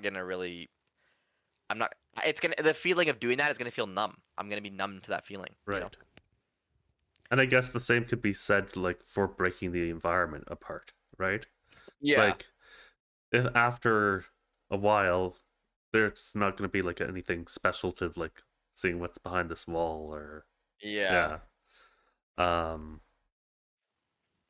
I think usually Nintendo has like 1, maybe 2, 3 trailers. And the first one is usually the biggest, but Yeah. it also doesn't show a lot. This was that trailer, I think. Yeah. So I think there's more to this game than what they are currently showing. Mm-hmm. And I can't wait to see like more of this game, because hopefully in June, either slightly before or after the Switch 2 comes out, we'll get a second look at this game and see maybe something that will excite Saul, myself, and RG, and possibly Hunter. Mm-hmm. The 4 of us to maybe there is like a, I don't know, more openness or whatever. Yeah. I'm even looking at the Mario Odyssey trailer right now, and like that trailer does look quite full. And thankfully the game panned out to be like not, well, I don't want to say not that. Like it's everything that they showed off is in the game. But it did feel like a good game. It didn't feel like it was like an oversaturation bundle. It was actually a good game. So I hope this is just showing the oversaturation for like the kids, because that's your target audience is like kids who are 8 and are seeing a bunch of flashing lights and they're like, oh, I gotta buy this. I need this for Christmas. I hope that's what this is for. But yeah, I hope it falls in line with Donkey Kong. I know it's not rare. I know Nintendo is not rare, but I hope that they treat it like a rare title. I hope they treat it like a good, like it has legacy at least, in that, or that they're gonna create a legacy with it. So that's all I gotta say about that. Were there any other games that? I mean, are you guys excited for any of the game? Like, I know there was like Tony Hawk Pro Skater like 3 and 4, or like. I mean, there's Air New James Riders, but Bond we game. didn't see anything. We only saw like a CGI scene kind of. So it's really hard to talk about Kirby Air Riders because again, we have not seen anything. But at the same time, there's like so much that could be in it. Like, is City Trial still in there? Trial, yeah. Is there Top Ride again, where you like see the top down view of the carts? And I didn't care about that mode. Like, yeah, there's a lot that could be in this. Is there like a story mode? What is this like? Mm-hmm. But I mean that it's still very exciting for sure, but I just wish there was more so that we could talk about it, like, and like. Well, I'm okay to have a trailer that just is like very open. Like when they showed off that Okami's even being made and they didn't show any gameplay. Right. I was still talking about it for a couple of days. Like they didn't need to show anything. They just had my excitement, and that's kind of what they did with Kirby's Air Ride. Like we're still like, obvious. Like I know people who are talking about Kirby's Air Ride. and there's out of nothing. They just will bring it up like, so what do you think? What do you think? What do you think Arrowhead's gonna be like? And that excitement, that feeling of like want or speculation, is good. It's good that they gave us a title we can be excited about that we've seen, and a title that we can be excited about that we have no idea, nothing about the fact, or besides the name, you know. Right. So And the same that is was and could be said about our first look at Metroid Prime 4, right? I mean, that first look, it said now in development. We didn't see anything. We didn't get to see Samus, nothing. But that got me and so many other Metroid fans like super hyped. Mhm. This was basically that for Kirby. yeah. Hopefully they won't have to scrap the game and just restart development though, like they did with Prime 4. Well, it's made by Sakurai, so I don't think that will happen. I think that's a very I think that was a one and done kind of thing. Mm-hmm. Hope so.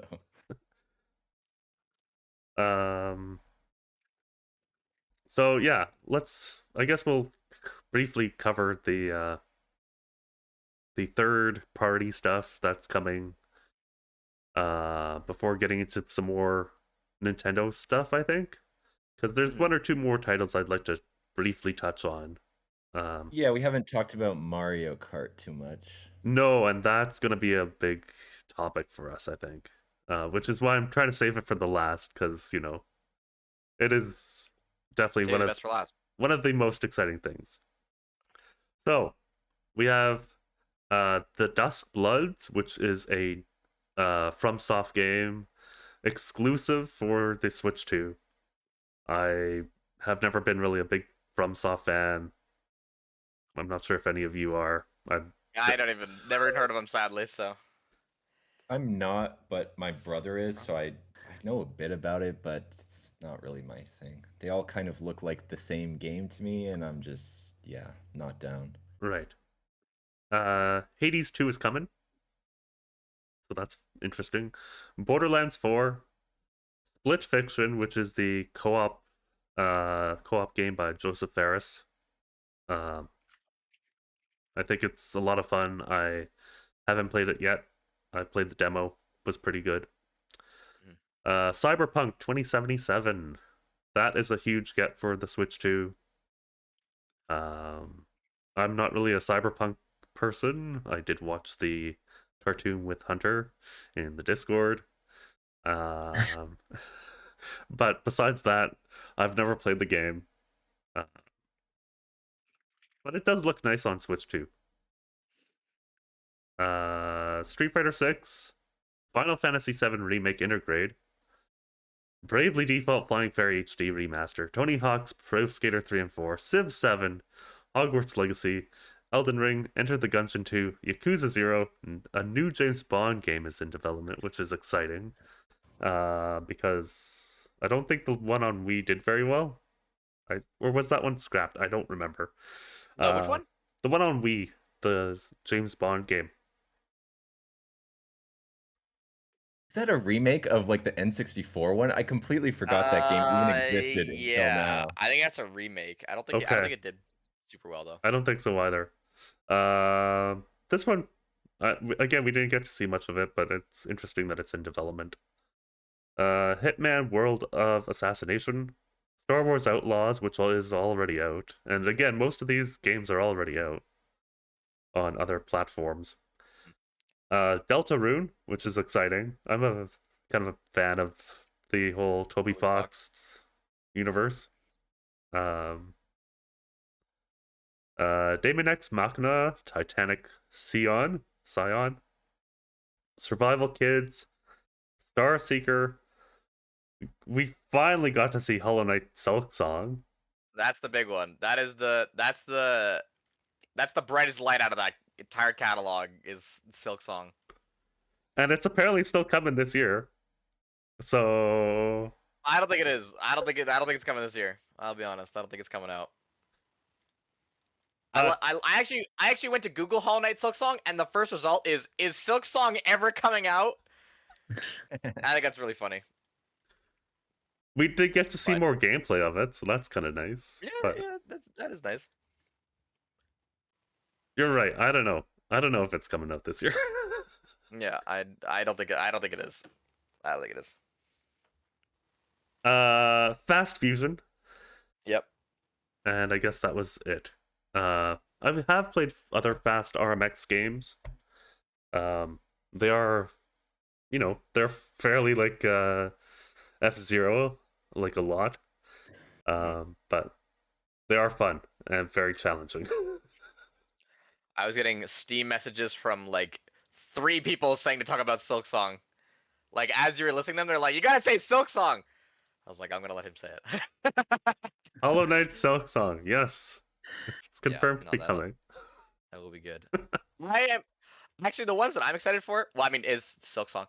I wanted to see how Civ 7 played because Civ. yeah. I don't know if you ever played Civ, but that's not exactly a game that you can play on a tablet, like with a controller. That's not really. I don't know. I don't. No, Actually, but they got well, the mouse controls what now. most- They got the mouse I controls. yeah, I guess so.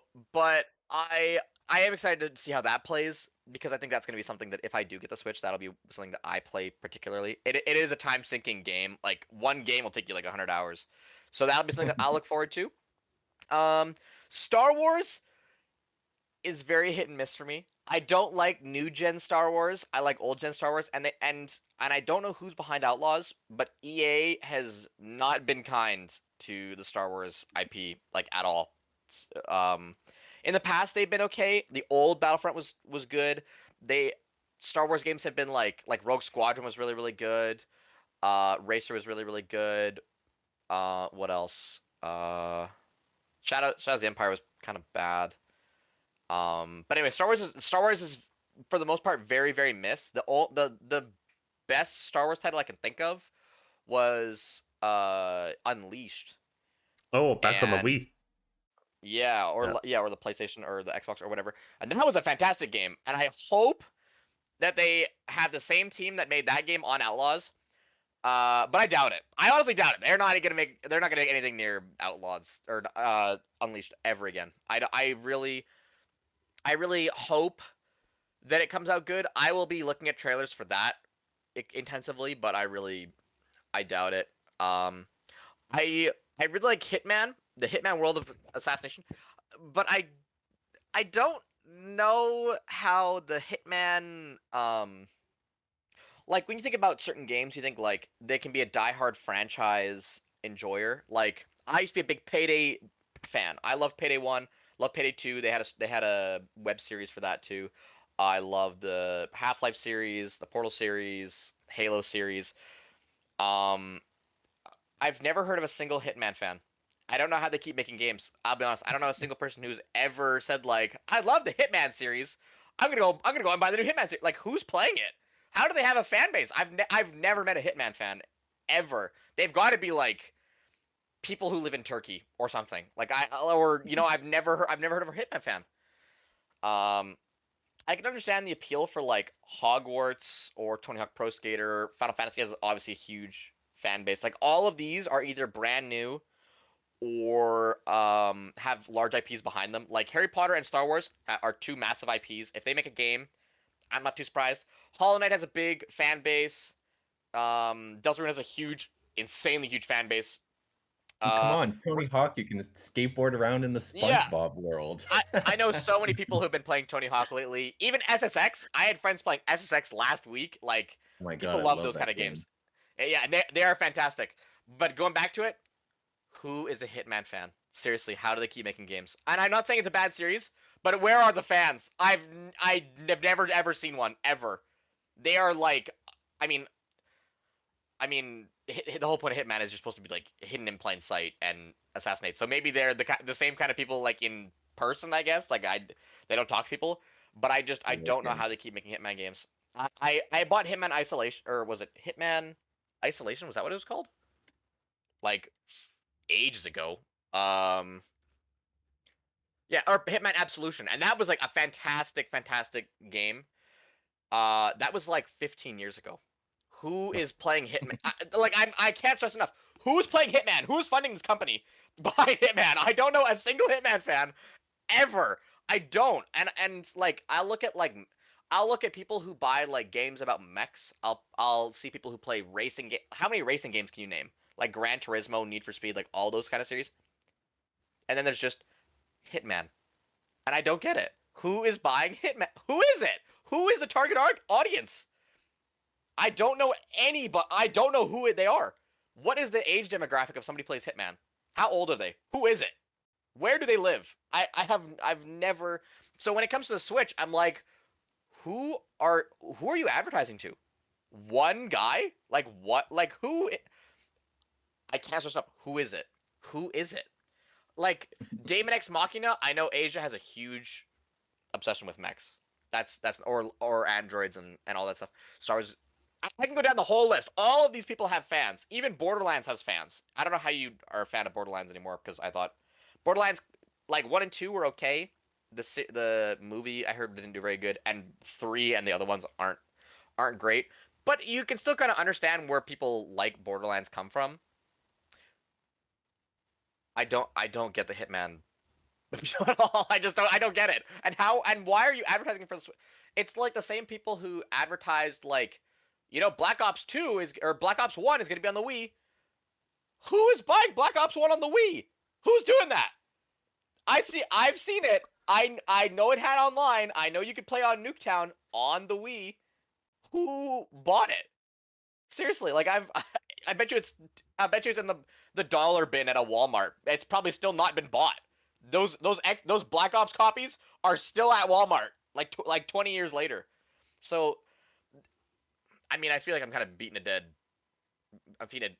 bush here, but No, yeah, but you make a good Hitman. point. You make Yeah, an like, absolutely good point. And Hitman did have the movie that came out like a long time ago. Oh yeah. But again, who went to go see that? I didn't. Yeah. I don't know. I understand that if you buy if you want a time slot for the game you're making, Nintendo will take your money and they'll give you your slot. They'll give you your 20 minutes, or 5 seconds of fame or whatever. I just don't know how they're still doing it. I'm surprised they're still at it. That's crazy. I look at Yakuza and I'm like, they got buttloads of money. That company who made Yakuza, they could make 9 trailers and I'd watch all of them. I don't even remember the Hitman trailer like at all. So, anyways, Well, I'm rambling on. And what's more interesting, I'm not sure if anyone has anything else to add. Hunter, wow, it's RG. Not so much. I was during that whole portion of the direct, I was like, ooh, SpongeBob during the Tony Hawk portion, and then I was like off it. Like most of the games, my reaction was, that looks all right. That looks all right. Right. That looks all right. And then I just wanted to see the first party Nintendo titles. So yeah. What's more interesting, I guess, is like what they didn't show off here. We didn't get to see Yooka-Laylee, which is the remake of Yooka-Laylee. Oh, wow, yeah. We didn't get to see Sonic Cross Worlds or whatever, that new Sonic racing game. And yeah, I think like there's a lot of games that will be coming to Switch too, but they just haven't had, like, they didn't show them off for whatever reason.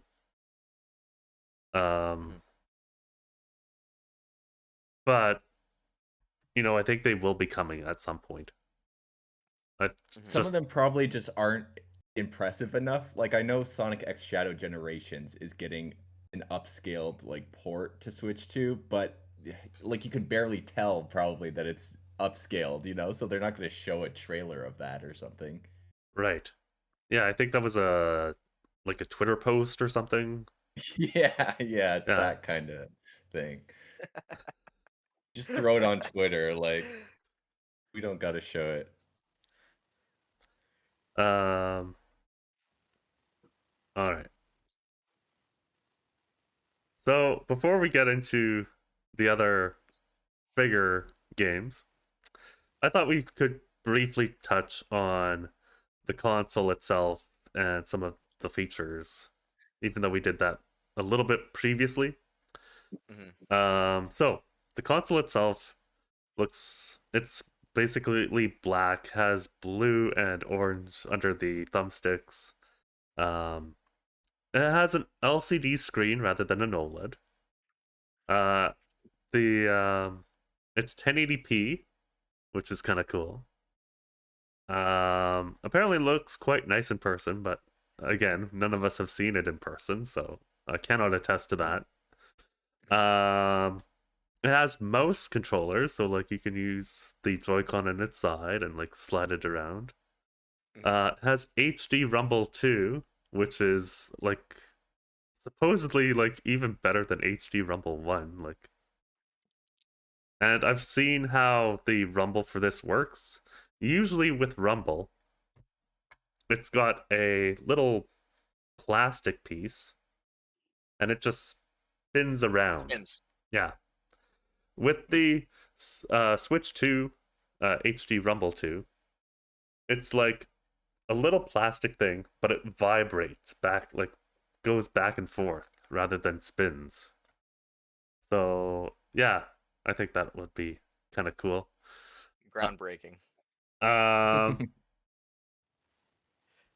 then we also have the game chat, the microphone, which we've already talked about, I think, enough. But it also has Game Share, which is basically DS download play / 3DS download play or whatever, where you only need the one cartridge and you can like share the game to like local wireless, basically. And that is super sick. And yeah, I That is think cool. I think that'll be a lot of fun.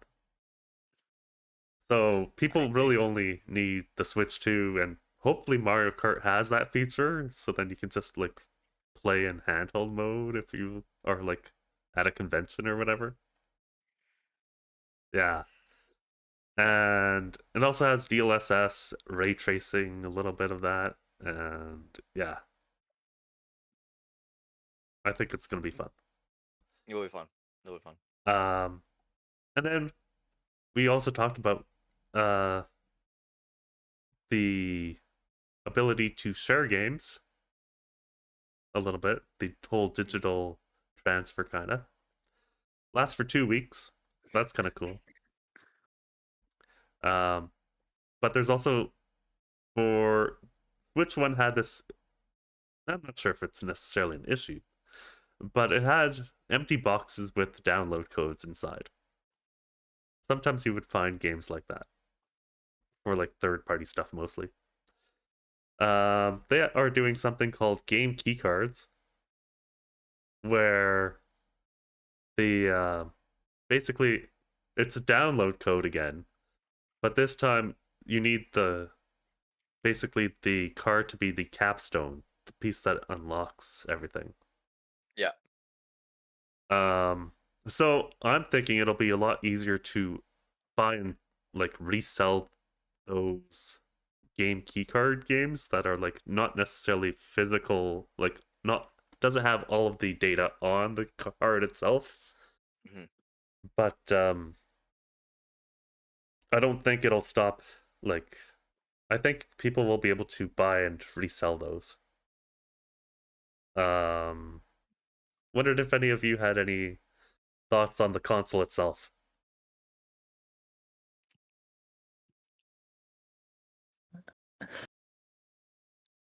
I'll let them talk. Not so much. I mean, the console itself, just mean in general. Yeah, or anything like, that ties directly to the Switch 2. Not necessarily the games per se.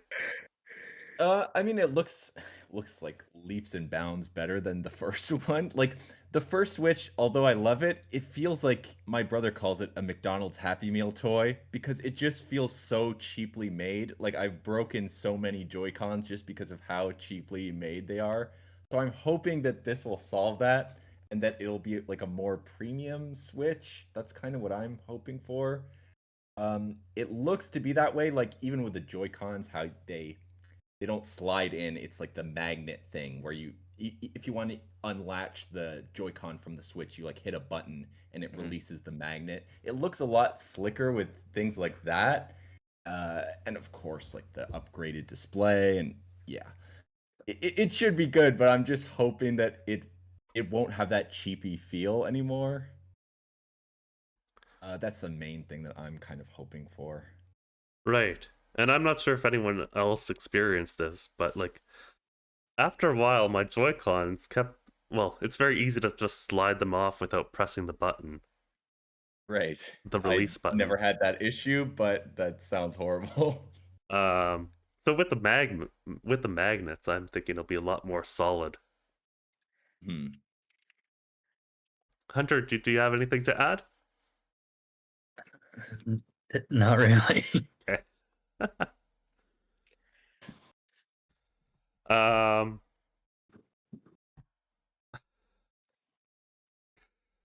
all right. So we'll start wrapping things up, I think. But we have a few more games to talk about before we do that. Just a few more. One is the Nintendo Switch 2 Welcome Tour. It Oh yeah. To me it looks like a pack-in title, but they're selling it for an additional cost. It's gonna be kind of cool to see what the hardware is like in some of the demo or like gameplay experiences within that. But again, I found some good news about that. It's supposed to be $5 USD, so I'm expecting $10 Canadian. Not bad. So not terrible. And rather than just staying on top and doing a surface level, apparently you can also go inside of the system itself and see all the hardware and circuitry and stuff. None of that was shown off, so I'm not sure how in depth they'll go. But again, for someone who is interested in the hardware side of things, like myself, I think it'll be interesting to like get a better idea of what exactly the Switch 2 is all about. We also got to see, well, I got to see during the Treehouse live stream the original Super Mario Brothers World 1-1 in 4K. So it starts as the NES pixel size, like, and then it's all playable in one screen. So it goes from being a very tiny piece of the screen to like stretching. And that's like, it's amazing just to see how we've come from like 256p or whatever all the way to 4K. How much more in depth that is. Do you okay, to go back onto what was it called? Welcome Tour? Yes. I love the aesthetic that Nintendo does where you can play on consoles. Like I remember in Double Dash where there's that battle state, there's the battle game mode. Yeah, with the balloons and stuff, and you could play on the GameCube. That was the coolest thing you could possibly do. So I love that they tried this. I think this wasn't the console to do it with, but just based on that, I love the idea that they tried it. I wish they tried this for the Nintendo Switch 1. But because I feel like that one is a lot more like cartoony, like you were talking about, like it's a McDonald's meal type toy. I thought when it was a bit more cartoony, like a little this console is I don't want to say serious because it's Nintendo, but they're taking this more seriously than the cartoony like red and blue Joy-Con Switch, right? Like this is very black. Their version of a Steam Deck, kind of like it's in that vein, sort of. Yeah. So I like this idea. I love when you can just like roam around on a console. I'm trying to think of other times that has been possible, or like, like just having the aesthetic of like the console itself as a stage is quite cool. I love when people do that, or they like really break the third wall. Like in Smash Bros. Melee, there's like the trophy stages where you can play on a Goomba. I think that's so funny Yeah. as like a cool idea, and I think this kind of like is in the same ballpark as that, and I really like it. Um, Sadly, I don't think anyone is going to be playing this because this is kind of like an open world like lobby game. It's gonna have some mini games, whatever. But I think if you're talking about like an open world experience, I would expect Mario Kart World to kind of fill that role, which is probably what you're going to be playing in, like, anyways, is Mario Kart or Mario Kart World or whatever. So I kind of feel like this game was a great idea. They just did it a generation late, and it's become obsolete because you already have this with Mario Kart, or you already have, and like we know that open world and lobby things are like popular with like we can look at Roblox, we can look at Grand Theft Auto, we can look at even like Minecraft public servers nowadays. I just think Welcome Tour is like it's too slow. It missed its mark, and I think with Mario Kart doing it, you're probably gonna see like 20 people using this, unless there's like a live Picto chat.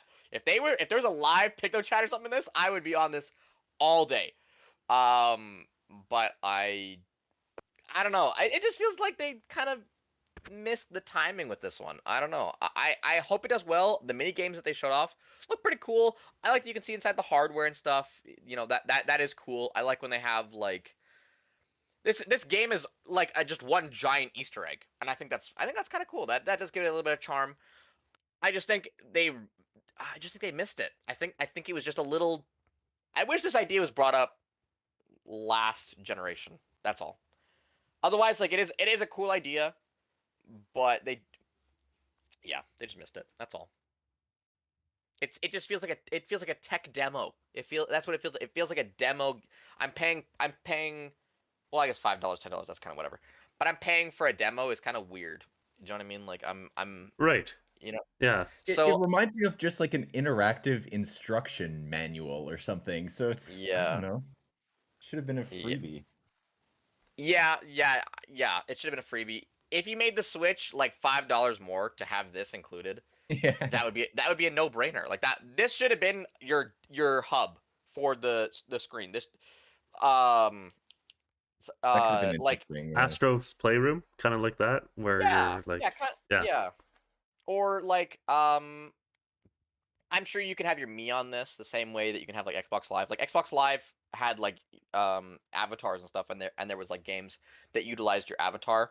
I know we have Mii's, and I know we have like Wii Sports and Wii Fit and all that stuff. It feels like this. Like when I look at this, are there Mii's? What Um, are we? I Are don't- they just Are they? I think they're just characters. Yeah, I don't know. This just feels like like for Nintendo standard. I kind of wish this was a little more. I wish I could use my villager. I wish like if I had Animal Crossing, I could use my villager. I wish I could appear. Like even the 3DS had a hub for like Street Pass. Like I love Street Pass. I collected all. I didn't collect every single puzzle piece. I have 6 puzzles and they all have 3 pieces. But I wish they could have done something like that. The Switch people carry their Switches with them all the time. I wish this could have been a Street Pass. I wish this could have been more. I feel greedy saying more, but like you're just a random character. You're not a me. You have me's of you've done me's. You've had avatars in games. I wish they could have done that for this cuz it feels like there's just no reason for it and they missed the mark. It doesn't feel right. It doesn't, you know. But I feel bad. I feel bad that somebody had to work on this because they really unless this thing has like a like 500 games. I can't justify it. I just don't know what I wish I could, but yeah, I don't Yeah. know. It feels like a budget Easter egg that just didn't go right.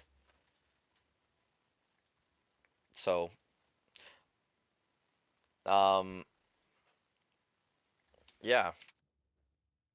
I wish I had more. I wish I had something good to say about this because this well and like it's called Welcome Tour. Would you buy this? Like, how do I put it? If you buy a Switch and you buy the Mario Kart bundle and you only play Mario Kart, would you buy Welcome Tour after that? You know, No, like the I don't think so. I don't think so. I don't think so either. I wish this came with the Switch. This would have been great to have with the Switch to begin with, or the Switch 2 or whatever. Yeah, I don't. I feel really bad. I feel like they really missed it. I wish Welcome Tour was on the first Switch and they had DLC for like $1 to have the Switch 2. You could have the layout of the Switch 2 as well as the Switch 1. That would be kind of cool. Or like a free DLC upgrade to have the Switch 2 interactive interface. That would be kind of cool. But this Easter egg just Yeah. I don't know. It falls a little short, you know. So maybe it'll wow me. Maybe I'll end up buying it and I will be super wrong. But who knows? Something that didn't wow me was Drag and Drive, Drag X Drive. That was Oh, the yeah. wheelchair game. Paralympic basketball game. Apparently the HD Rumble is quite something for that game, but I don't know. I'm not wowed by it. It looks like a Rocket League game, but I think it definitely needs like more modes. I could see myself getting very tired of Yep. what they have to offer with that game. I've even seen trios people suffer with the controls a little bit, so it's not doing like I'm not very confident about. I love that there's the ability to let somebody in a wheelchair dunk. I think that's so fun. That alone sells me. Like if I were to like I haven't seen any gameplay besides the trailer. Just watching someone in a wheelchair dunk off of a wall is so funny to me. I would buy it just to do that over. I would do that over and over. I would buy 2 sets of Joy-Cons, go like this to dunk in a wheelchair. That's so funny. That's so funny. But no one's gonna play this. No one is gonna play this. No. Except But is for trying that to dunk. worth 126 Canadian dollars though? No. Yeesh. Yeah, no, yeah. definitely not. Really, it would be a really expensive joke, and I can't justify it, sadly. It needs to be a budget title. Like if Yeah. for what's shown Yeah. off, it needs to be a budget title because I could see myself Yeah. paying maybe $30 tops for this. Maybe 40. Is this an indie game? No, it's made directly by Nintendo. Yeah, sucks. $6. Yeah. That sucks. Yeah, I don't know. And like that's something that kind of weirded me out was how does going back to the console itself, they use magnets to stick them onto the Switch, right? Right, exactly. Yeah. How strong are these magnets? Apparently pretty strong. You 'Cause gotta if hope, I wa- yeah. if I put my two whatever and I drag them across the screen, is my Switch just gonna be fried? Am I killing my Switch by just putting my Joy-Con? If I rest my Joy-Cons, like if I want to put them down and I have let's say I have the Switch on my lap and I have the Joy-Cons in my hand, and I just want to I want to play like this, right? I put the Joy-Cons down on my lap on top of the Switch, go get juice. I come back, the magnets have destroyed my Switch. You know, like So that would scare me. actually, I've done a little bit of research into this because, Okay. I'm not necessarily a hardware person. I'm more, software programming, whatever. But I do have slight knowledge when it comes to hardware. And I'm like, okay, in the past, with the VHS tapes, CDs or whatever, usually magnets don't mix well with electronics. Apparently, Mhm. the the magnets interacting with like solid state drives and stuff like that apparently it doesn't affect them. Huh. So I don't think Good. you'll have anything to worry about there, Saul. Well, I'm glad. Well, then I mean, I don't understand the technology between like they rub it like if this is a table here, They rub their whatever to go forward. I don't know how that works. I'm glad I don't know because that's kind of magic to me. But they do that. But you say it doesn't like there's kind of like a connection issue or with like what you saw in the treehouse with 3 people or something. I don't. Yeah, it makes me worried like how strong the magnets are or if it'll affect anything. I don't know. I'm kind of worried like if I have a phone beside me like or something it's going to mess it up. Like I keep I mean it's kind of hard to see but I've got a bunch of controllers on my desk. I've got a bunch of I have a phone over here. Like if I put my Joy-Cons by my phone, like will it fry my phone from the magnets? Like I pray it doesn't do that. I pray it doesn't just destroy all my stuff by like if I run a magnet beside my Wii, it'll probably cook it to death. It'll probably die. So uh I hope I could put my Switch 2 beside my things. I would hate to make it an isolation console on its own because of that. Do you have a mouse on you there, Saul? Of course. I'm trying to show you. It's getting caught behind some. But of course I got a mouse. Okay, have a look at the underside. Yep. Do you see that little sensor? Yep. That is how the Switch 2 is going to act as a mouse. Oh, Yeah. that's nice. Each Joy-Con has one of those built in.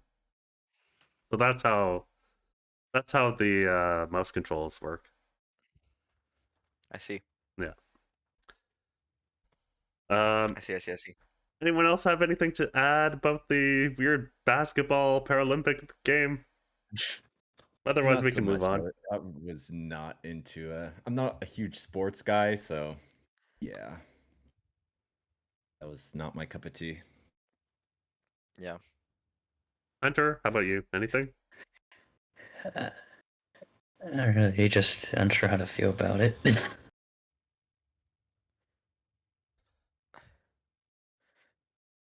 All right. Which means we've talked about a little bit about Metroid. I don't know if anyone has anything else to add. Looks pretty good. Psychic powers. It could be fun. I mean, I'm excited for the game. It doesn't have a release date yet, surprisingly. I wouldn't rush a project like Metroid. I would take my sweet time with that one. Especially at this point. Yeah. Yeah. Might as well wait a little longer. Yeah. I don't know how I feel about the whole psychic stuff. I understand it's kind of like what more can you do for Samus and Metroid as a whole series like that hasn't already been done or you make it like unique from something else. Interacting like science, mech and magic has been done like a bajillion like in a bajillion things. It's I'm not gonna say it sucks to go down the path of like, oh, they're gonna use psychics and mechs and aliens. Because they clearly have to try something new if they want to push this title, or if they want to push like what makes this Metroid different from Metroid Prime 1 and 2 or 3 or whatever. I don't know. I just don't know if being psychic was the way to go. I don't know. When I think of Samus, I don't think like I think of like aliens and I think of like energy, but I don't think of psychic ability. I don't think of like being telekinetic. You know, that's not when you think of when you think of Samus Aran, do you think of like mind-bending powers? No, I think of a badass woman in a suit firing missiles at some creepy aliens. Yeah, it seems like they're kind of it seems like they're trying to like take off from Halo, where like Master Chief kind of had Cortana, and you know that was kind of like the magic or whatever kind of like thing going on there. Well, I know it was like science related. I know, but like he had like if you're playing Halo Reach, like I forget his name. I don't remember the protagonist's name. Noble Six, is that his name? He kind of had visions, kinda ish in the books, but like John 117 had visions in Halo 3 and stuff. But I don't think you need to go down that route. I think with Samus you should just continue on with the Dark Samus line. I think that's good. I think going down the Ridley line even introducing a new villain is totally acceptable. I think that's fine. Like we can talk about like when you think of like Dark Samus, I think the only thing that comes close to being relevant to like Dark Samus is like Venom from Spider-Man. I think there's a lot of things you can take from Spider-Man where like you had Carnage, which was like the antithesis, or not the antithesis, but like the enemy of Venom. It would be cool to see Dark Samus and then Red Silex. Samus. Or yeah, or yeah, Yeah. or something. I think that'd be. I think that's a better route to go down than like. Could you imagine Spider-Man if he had mind-bending powers? That doesn't really like sound. It doesn't sound right. It doesn't. That takes away from like what their character is supposed to be. It's like what if Mario, instead of using mushrooms, he used like lettuce. Well, and it's like, well, he's not really a lettuce guy. He's already got mushrooms. Or like, okay, Mario, or like, let's think about Popeye. Popeye no longer eats spinach. He sails, or not, well, I guess he's a sailor. That doesn't make sense. He's a mechanic now. It's like, well, that's not really what he is. Don't change what's already. You have a character design. Don't like with Odyssey. It's cool where Mario's like, oh, he's never used his hat before. Okay, well, let's expand on how that. important his hat is, because his hat actually does have like some meaning. Like if you lose his hat in Mario 64 or in Sunshine, like he loses health, and that's like it shows his hat has value. Like it shows the importance, and like you can expand on that topic, or maybe he's got heavy boots from Zelda? heavy boots. Well, I was gonna touch on like Paper Mario. Oh yes. You know, like yeah, like stomping and stuff. Like that's cool. Or like or the Mario and Luigi story and stuff. Samus going down the psychic line, does that make sense to her character? You couldn't do like more to do with like her rolling, or I don't know, like any like her other arm. Maybe she has a gun attachment on one arm and she's got scissors. Just give her scissors. Like give her give her something. Give her something to expand on her own character. Give her like maybe her helmet is really important. Give her like go down the Mega Man route and give her different helmet abilities. Don't make her character psychic. Not a single person in the world is gonna think Samus is psychic. Who when you think of psychic, do you really think of like Samus Aran? Like no, that's not. No. So I don't think I'm excited for Metroid Prime 4, but I just don't like the route they went. I don't think that story is like relevant to Samus. It's like if Captain Falcon from F-Zero was like, okay, we're gonna do a slice of life. We're gonna do could you imagine Animal like Crossing with Captain Falcon? yeah, like that's not his character. That's not him. If you want to have a psychic character, make a psychic character. Don't make Abra a fighting type. You know what I mean? Like don't make Machop psychic. It doesn't make sense. So it's a cool looking game. It look yeah, Metroid like is kind of like generic though. So yeah. they probably felt like they couldn't do much else with it. Like she's got her ship, she can go in a ball, she has like an arm cannon. What else Yeah. is she really? She's just a bounty hunter. So, but yeah, I definitely when I saw the footage, the first thing that came to my mind, just of the game in general, when I saw it, this is just Halo. This is just like Yeah. a female Halo, you Yeah. know? So I don't know. Yeah. I don't know how unique it's going to be of an experience, but or even change her like base suit, like do more with Zero Suit Samus. That would be cool. If you could have a dark Zero Suit Samus, how cool? I should work at Nintendo. That's a great idea. I would buy that.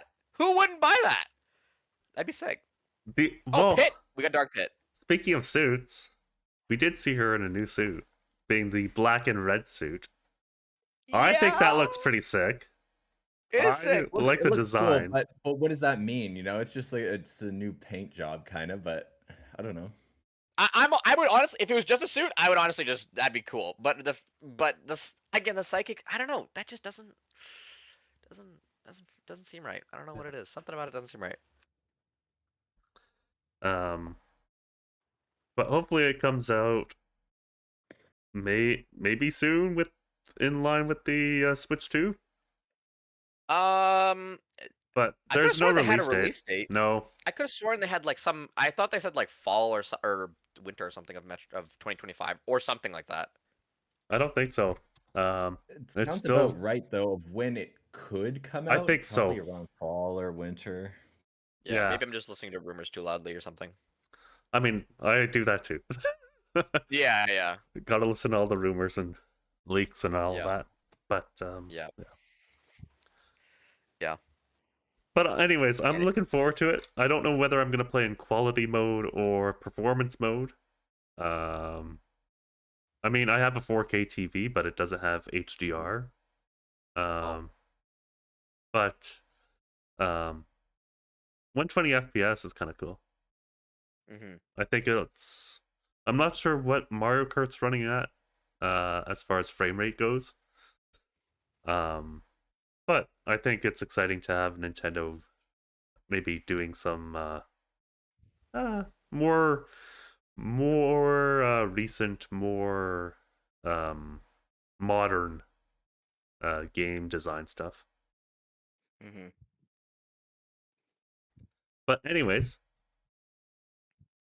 Anyways, I think it's time to talk about the big one. Not sure how you guys feel. Wario World 2. We're talking about Wario World 2. Yes, Wario World 2. That would be awesome. Even a new Wario Land game would be kind of nice. Oh my god, yeah. Because I think Wii was the last one. But anyways, Mario Kart World, the opener of the show. We saw a brief glimpse of it when the Switch 2 was initially revealed. But we saw a much closer, in-depth look at this game during this direct. And I got to see a lot of footage at Nintendo Treehouse Live. Both days had a lot of coverage. It is a super exciting game because not only do we have our traditional racetracks where you can do 3 laps and whatever, but it's an open world game. And you also travel in between the racetracks when you do the Grand Prix mode. So this is brand new openness to a Mario Kart game. They've never done this before. Not only that, there's rail grinding, there's wall jumps, there's new items, a bunch of new characters you can play as, including the Moo Moo Meadows cow. This game has gotten me very excited. I know people are worrying about the price point being $80 American. I don't really care about that. I'm going to be buying this day one because I am a huge Mario Kart fan. But I'm wondering what you guys are like thinking about this game.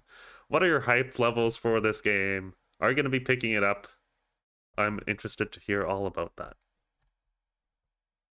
10 out of 10 hype levels for sure. Like they kind of just did everything I wanted them to do with the Mario Kart game in this game. So like I was really hyped about how they made anything and everything a character. Like you could play as a skeleton fish on a motorcycle, you could play as a dolphin, you could play as like whatever. You could play as like a frog purse. Like yeah, just the fact that they did that, I was like, holy crap. But then the open world thing is really exciting. I'm wondering about like if you're racing on a track and then like you mentioned there's that in between portion where you race to the next track. I'm wondering if there's like an option to turn that off and if you could just do like track to track instead, because I would like to have that option also, but it is cool to have that. Like it essentially looks like it's going to be like one long race instead of 4 split up races. But I don't know, I'm curious to see how that'll kind of pan out. It looks great though. I'm excited. Enter, any thoughts on Mario Kart World? Alright. I mean, I've been looking forward to it, seeing as it obviously has a lot of new stuff in it. It's like game mechanics and all that.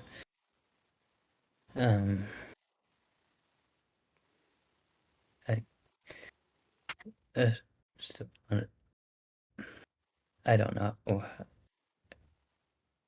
I'm unsure how to feel about the open world thing, though. but that's just me.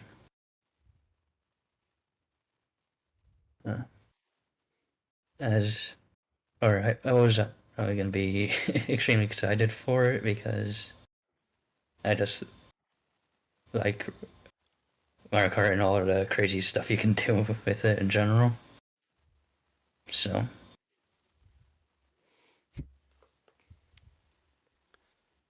yeah. And we also have a direct with more information about the game coming On the April 17th? 17th, I believe.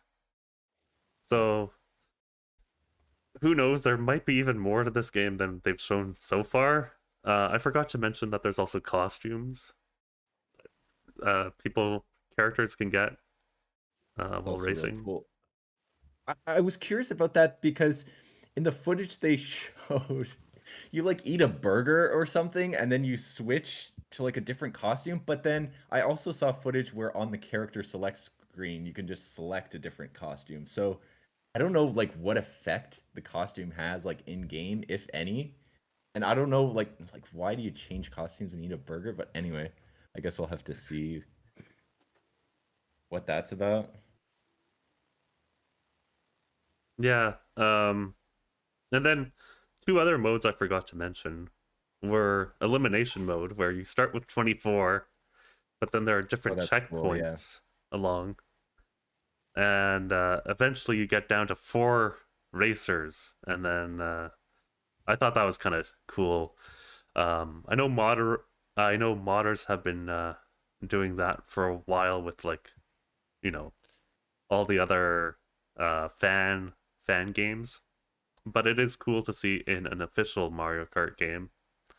And then they also have the free roam mode, which is just like driving around the open world and like exploring and taking your time and that kind of thing. So, comes down to you. Any thoughts about Mario Kart World? Everyone's gonna. I actually read the comments on YouTube here, and I actually people are saying Mario Kart's is the first open world like Nintendo racing game. Diddy Kong Racing. Diddy Kong Racing was open world too, and that game was awesome. That game was so sick in every aspect of the word sick. And so I am super. I'm excited to see it. I'm very excited to see it. What makes my favorite Mario Kart like what it is the individuality, and I think with how many characters you're playing as, it makes me feel like they're going back to the Super Mario Kart roots, like on the SNES. And kind of with the following in line with like Mario Kart 8, where like a lot of the characters actually have like quite a lot of the same traits, especially with like how like the coin system works. I feel like they're gonna bring that back again. That's not the preferred way that I like to play Mario Kart. I like Double Dash. I like Wii, where the characters have like a little bit more individuality, in my opinion. Uh, the thing that I loved about Mario Kart Double Dash was how your characters have abilities, and when I see there's like 40 characters you can pick from in Mario Kart, it makes me think like, well, we're not getting that ability trait again. Like we're not gonna get the Peach Hearts, or we're not gonna get the Baby Mario Chain Chomp thing again. We're not gonna get the Mario Fireball, the Bowser Shell or whatever. We're not gonna get that, and that does make me a little upset because, well, I wouldn't say upset, but it's what I would have liked to see. When I see that you can play as the snowman, you can play as the Yes, yes. fish, you can play as the cow.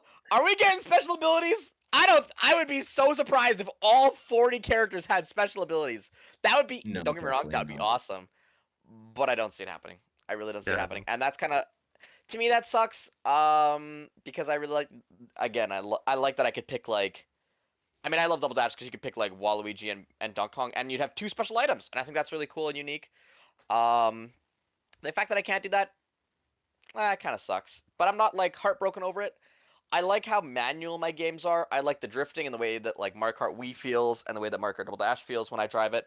When I play Mario Kart 8, it feels a little too automatic, a little too full, a little too like there's too much going on. I kind of need that. You need a break from clutter, and that's kind of the same criticism I had for Donkey Kong. Was it felt like a little too, it looks a little too much, and I hope they tone it down a little bit, like just a little bit, because I feel like there's an art in and a taste in simplicity, and I think that's what I hope they do.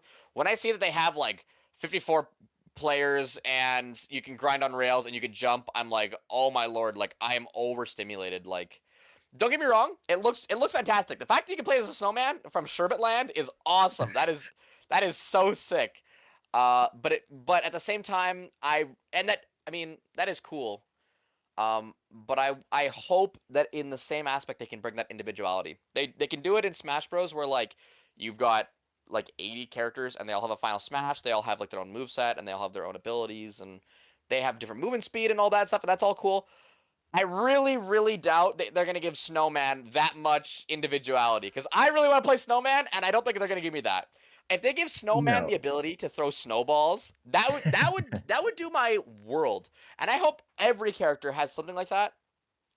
I'm probably asking for too much. Honestly, that is probably like way too much to be asking for. It's a want list. It's not a need list. I But think the most we're I gonna hope you get do is that. maybe like a weight class for the different Yeah. characters. Yeah. 'Cause I can't imagine like Mario and Donkey Kong are gonna feel the same, you know? Like Yeah. Bowser has to handle a little differently from Baby Mario. Yeah. So we'll probably get a weight class and unlockable carts and stuff like that. But Yeah. less customization than before. So Well, we saw Yeah. that even like with the direct and everything, is that cart customization seems to be gone, and the pre-built carts from before are from like Double returning. Dash. That's okay. That's okay. I'm okay with that. I like that. I like how they do that. I like my if it would be nice if my Flame Runner from Mario Kart Wii could be like a green or a blue, but if it can't, whatever, it's not Right. doesn't kill me. The fact that I have the option of like so many different bikes or like different cars or different scooters or whatever, that's cool. I like that. But I don't like when I was playing Mario Kart 8 or Deluxe or whatever, it felt like when I moved, like when I changed my wheels, like it didn't feel like it really did much. It didn't it changed a very little. Like very, very little. I like having like a car that like tells me all the stats and they all feel very different, and there's a lot of style to how you can play and how you want to play. I think that's really cool. Cuz when I play Mario Kart on the Switch, if I'm going to play it, I just see like 50 Yoshis and they're all riding like the same car, the same meta. I'm like, where's the character in that? What am I, Then I play Mario Kart Double Dash, and it's like, oh well, my sister wants to play Peach and Birdo, and I'm gonna play Wario and Bowser Jr. And we have different cars, and I think that's nice that they have like presets and stuff.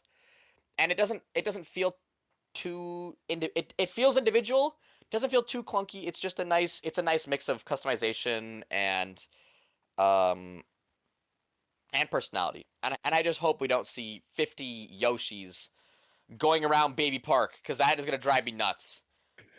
I think Also, it's gonna be the I hope they bring cows back and penguins. Yeah, I also hope they bring back taunting. I love when I see like Wario on the back of like Waluigi's bike, or on like in Double Dash, whatever. If you had like no item, you could like taunt. I hope they bring back taunting. I loved seeing Wario go like this on the back of a car with no item. I hope they do that. I Yeah. thought that was so funny, and honking. And when you honk in the new one, it doesn't nothing, or taunt, like nothing happens. It's not. I don't know. I like being able to show your character. Yeah, I like that kind of thing.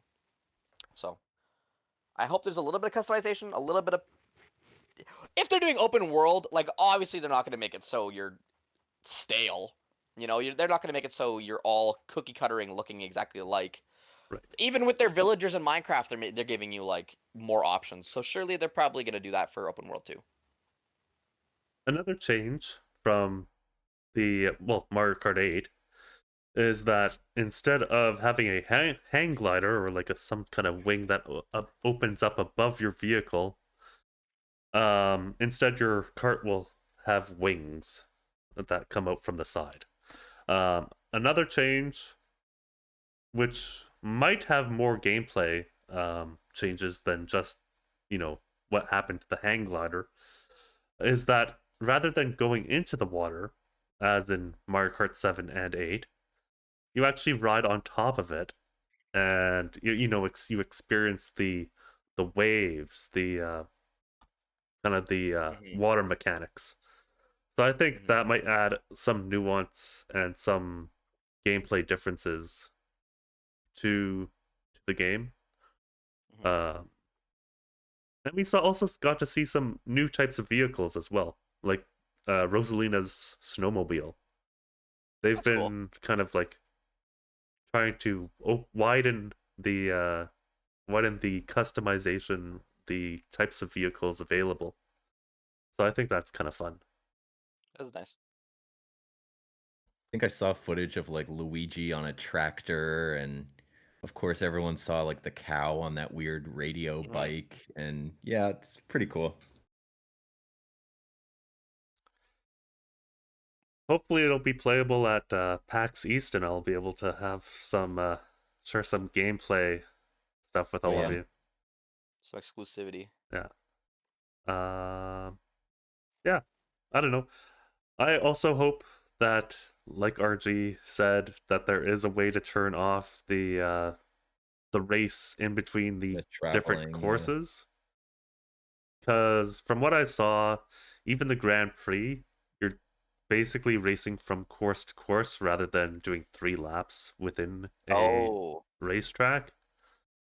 And I'm Mhm. not sure if I'm necessarily the biggest fan of that. I would prefer either that there is that once you get to that particular racetrack, that you do 3 laps there as well, and then you move on to the next one, or there's just a way for you to like turn that off, and then you can just do your 3 laps per racetrack again. Because I am a fan of 1 lap tracks sometimes, like Mount Wario from 8 Deluxe. I Oh think yeah. that's one of the best tracks in that game. I'm not sure how you guys feel about that. But Yeah, there it was awesome. are some tracks that are 1 lap, point A to point B, that are fun. But I do like having the risk reward of putting down a banana peel, for example. And if everyone passes by without anyone slipping on it, then you yourself have the opportunity, let's say, to slip on your own banana peel when you get to that point. Yeah. Um, I'm also interested to see, like, is battle mode a thing? Like, we have not seen anything of battle mode yet. God, I hope so. What exactly You will gotta that be have it. like? You can't not have it. I don't know. They've had it in like every game almost. So I think there's still, like, that could be something that they show off uh in 2 weeks' time. And again, is there more to this free roam mode than just like traveling around? Is there like an adventure mode? Is there like some sort of side quest that you have to do? I don't know. Um, I think there's a lot that they could still tell us about the game that could make people even more excited than what they already are. Mhm. But we'll only find that out in 2 weeks' time. But I think there's a lot of speculation to be had around this.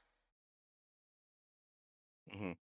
I love battle mode. I think when I think of like the most fun you can have, it's when you're in close proximity to someone in like balloon battle, and you're just Yeah. you use a mushroom to steal someone else's like balloon. You know, like I think that stuff is so much fun. I hope they bring it back because that to me is like a LAN party staple. You know, if you got a party of 4 over, that is like the perfect thing to be doing. Like I can remember like tons and tons and tons of times I was on like what's that cookie course from Double Dash? And someone throws like a giant Bowser shell at you, and everyone gets hit by it. All 3 people get hit by it, and that's just fun. That's just or the Luigi's Mansion course, or even Mario Kart Wii. Like there's so like there's or the N64 one on the skyscraper map. Like there's so many good battle maps. It would be a shame to leave it out. It would almost be criminal to leave it out. But that's just my Yeah, opinion. for sure. That's just me. For sure.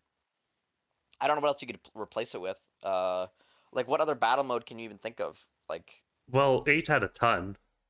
Like Renegade Roundup, the Shine Yeah. Thief stuff. I Shine forget. Thief is the- Bomb, yep.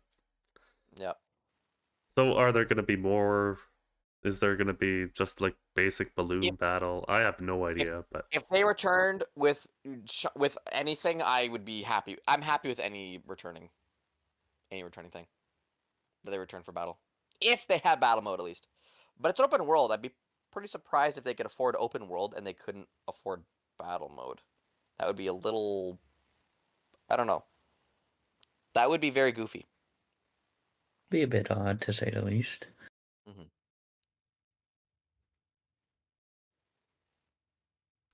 the other thing that I'd like to just speculate about is, we had Mario Kart 8 Deluxe for 8 or so years, right? Ever since the Switch came out. That's been Switch's like major Mario Kart. And that is again an original title for the Wii U. Both the Wii U and 8 Deluxe, the Switch port had DLC. What I would like to see, and I don't know how many racetracks are in this game. I'm hoping quite a few, all like from the start. But I'd like to see DLC for this game at some point. I just don't think it makes sense not to. I think whether it's paid or through the expansion pack again, I think, again, that's a lot of money that is just lying on to the sides if they don't put DLC in. And, we've seen so many returning courses, though, on a Deluxe. Like almost every single track has returned. But still, I would like to see maybe some future content for this game.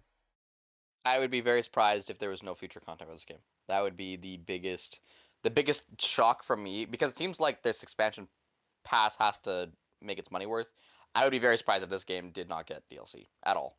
I would be very surprised. They may just like take their time with it at first. Like with Mario Kart 8, it took a while, I feel, before they gave us new cups, courses, all that, characters. So it might be the same kind of thing where they leave us with the base game for a little while, but then a year from now or something, they're like, "Hey, we got some more levels, some more characters, whatever." Yeah. Anyone else have anything huge that they'd like to talk about for Mario Kart? I hope not so that much. I hope they bring back anything that Diddy Kong Racing did. I hope they just. I hope that with Mario Kart World, they just port over all of Diddy Kong Racing onto the Switch as an That'll be an one of Easter the egg. DLC modes. Maybe it is. That'd be cool if they added. Yeah, that would be sick. I'd love to see Pig make a return. Banjo, have all the characters come back. Yeah, that'd be cool. That'd be nice. That's my only. That's a big ask, and they're probably not going to do it. But whatever. Right. Well, I think that covers all of our topics, unless anyone had anything else that they would like to bring up. Nope. Sounds good. Yeah, I've talked my ear off. I've talked ears off. So. All right. Now, I usually do this. I've had, several podcasts in the past. This always is a part that I don't necessarily like because it's always empty. But I was wondering if anyone in our audience had any questions for us to talk about. I'm sure the audience has so many questions. Is it only live on YouTube or is it live on Twitch too? No, it's live It's on on Twitch as Twitch. well. Yeah. Okay. Yeah. Well, Definitely the longest podcast that I've ever done. Yeah. Okay, Nathan Sinclair has a question. Yeah, why is the price so steep? Of which one are you referring to? Of the games or of the console itself? Probably both. If it's both, I have some insight into that, but I'll let other people. The Switch 2. Oh. The hardware. Everything. Okay. I'll let other people take it, and then I can give my thoughts at the end. Well, the console is stronger for sure. Like it is undeniably like a better console than the Switch One. The big thing is storage. Like I think the storage is what like 8 times bigger than the old one. It went from a 32 to a 256. 56? 256. Yeah, so it's 8 times bigger than the old storage. The heat, like obviously the screen is better, fan is better, and like the quality overall is better. They're trying to make it like a Steam Deck, which the Steam Deck did well with the higher price, so they're trying to copy that or mimic it or try and like emulate that kind of success that they have with themselves. And the mobile market is so huge, like it's such a big thing in Asia right now that it's like they're trying to replace the phone.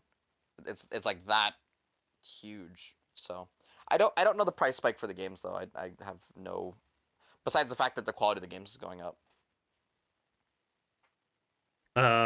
So anyone else have an answer? Otherwise, I guess I'll go. No, go ahead. Okay. So we've seen with the PS5 that, I would say that's probably the most cutting edge technology that's on the market currently. But again, that's a home hardware system, like a home console itself. Like, you're not going to be taking your PS5 on the go. Mm-hmm. But with the Switch 2, it is I would say it's on the cutting edge of what's available for the handheld market. It's bringing with it 3D audio. It's bringing upgraded storage, like what Saul said, 256 gigabytes. It's giving you mouse controller support. It's giving you a lot of extra stuff. It's giving you DLSS. It's giving you a whole bunch of things. Higher frame rates, higher fidelity, all of this. Even in TV mode, I think it would be foolish to think that even TV mode will not be getting an upscale of some sort. And we see that with Metroid Prime 4, as in 4K support. Nintendo does not ever do cutting edge technology, except, I would have to argue, on the GameCube. GameCube was probably cutting edge at the time. And so with everything that is included in the hardware, that ups the price by a bit. I mean, they don't like selling things at a loss. And as for games, developers need money to do whatever they do, whether they're artists or programmers or quality testers or whatever. And, I work in programming. Things aren't cheap, and as you work in 4K and bigger studios, the price goes up. We get sometimes very lucky with our indie games because, they usually sell for less. The average cost, at least as we know of right now, Mario Kart is $80 American, and Donkey Kong is $70. We don't know about the price of the other games, but again, we should expect to be paying a little bit more. And again, it's not just that, but inflation as well. We have to take that into account. Anything else to add on this topic?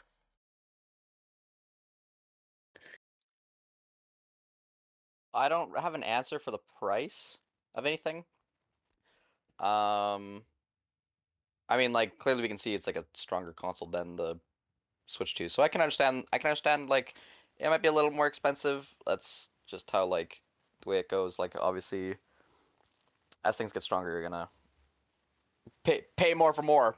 That's not too surprising. But yeah, I think like paying $700 for like a handheld console is very very hard to justify at this like for a lot of people because they're not used to this upgrade. They're not used to this this yeah, I don't know. Like people are so used to it with the phone because everyone has a phone. Everyone's gonna pay like $1,200 for a phone, but nobody's gonna pay $700 for a console. That just doesn't even though you're probably gonna use it as much or even a little less. But I have no idea. I'm not a specs guy. I have no idea I don't know how much the actual specs themselves cost. I've I'm not a hardware guy. Hmm.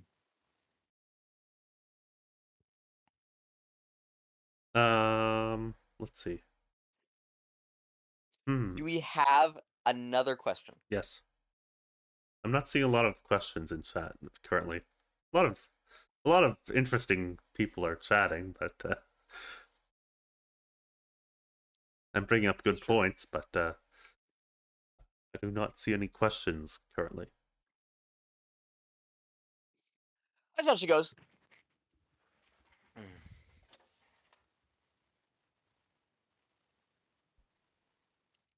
All right.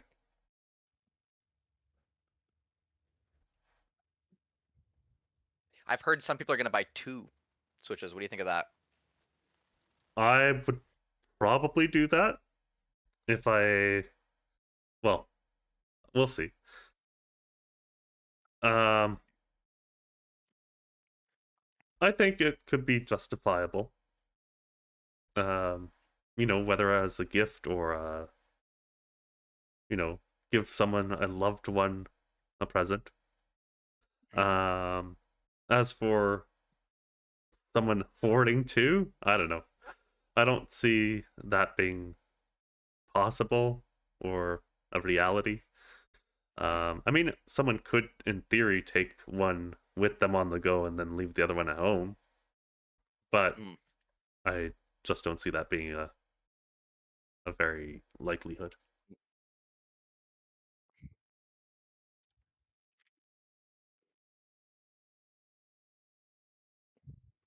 Okay. Does anybody else in here have any questions? Nope. Think I'm good. How about you, Hunter? No, I think I'm good. All right. Well, do you guys have a game that you are looking forward to that wasn't brought up at all? Don't even get me started. Everything: Animal Crossing, Smash Bros, F-Zero, yeah, Star Fox, everything, man. Star Fox is a good Yeah. show. Star Fox is a very good show. Yeah. I'm looking forward to Star Fox because we didn't get that on the OG Switch. I would be very surprised if they go another whole console generation without having it. Well, we got They were scared. we got They're scared to go back after Zero. Yeah. was that the one on the 3DS? No, Zero was on the Wii U. Oh yeah. Yeah.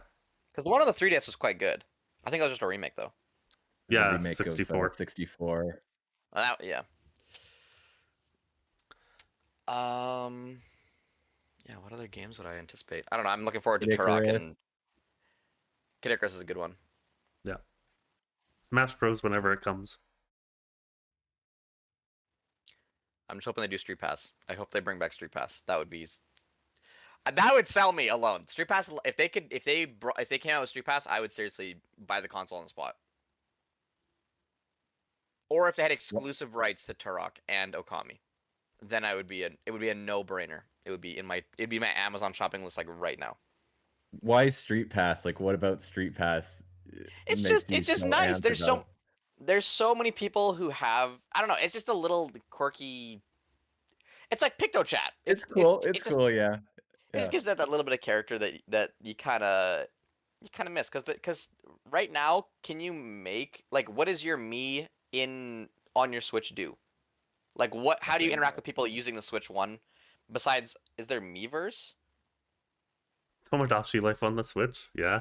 That's a good point. That is a good point.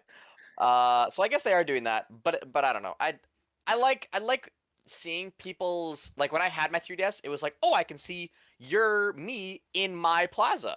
And the only reason you can see it is because you're in person.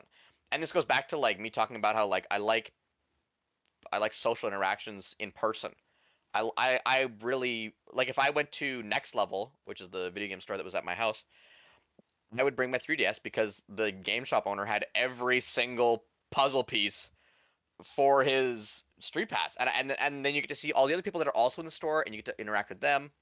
So many people bring their Switches in their backpacks that are just in sleep mode. Like it just seems like such a. I don't want to say it's like a necessary thing, but it was so successful on 3DS. I think it would be a good interaction, or even implementation into Tomodachi Life. If they could implement that, into the Switch somehow.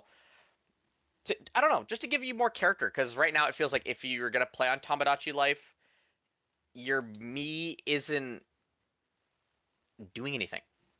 It doesn't. But obviously Tomodachi Life 2 hasn't really like shown very much news. We haven't even really talked about Tomodachi Life because I don't think any of us play it. But I hope it. Well, and I hope it just turns into.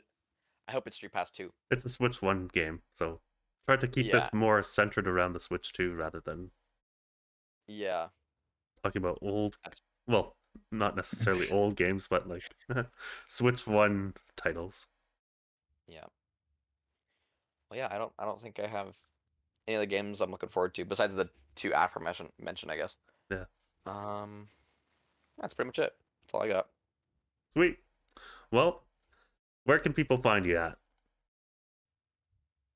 My house or on Facebook. If you look up Saul, I'm probably one of the only 5 people in the world with that name. So With that name. yeah. I'm Otherwise- WildRG on everything: YouTube, TikTok, Instagram, Mhm. yeah, Twitter. And our names are in the bio, so Yeah. I'm not. Yeah.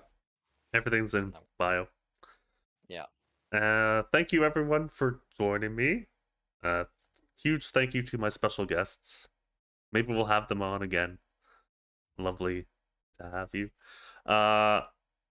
And yeah, if you enjoyed this podcast, make sure you hit the like button, subscribe if you have not done so already. And yeah, that's it for us. Any last words? Thanks for having me. Shout out to every single person who knows me in this chat.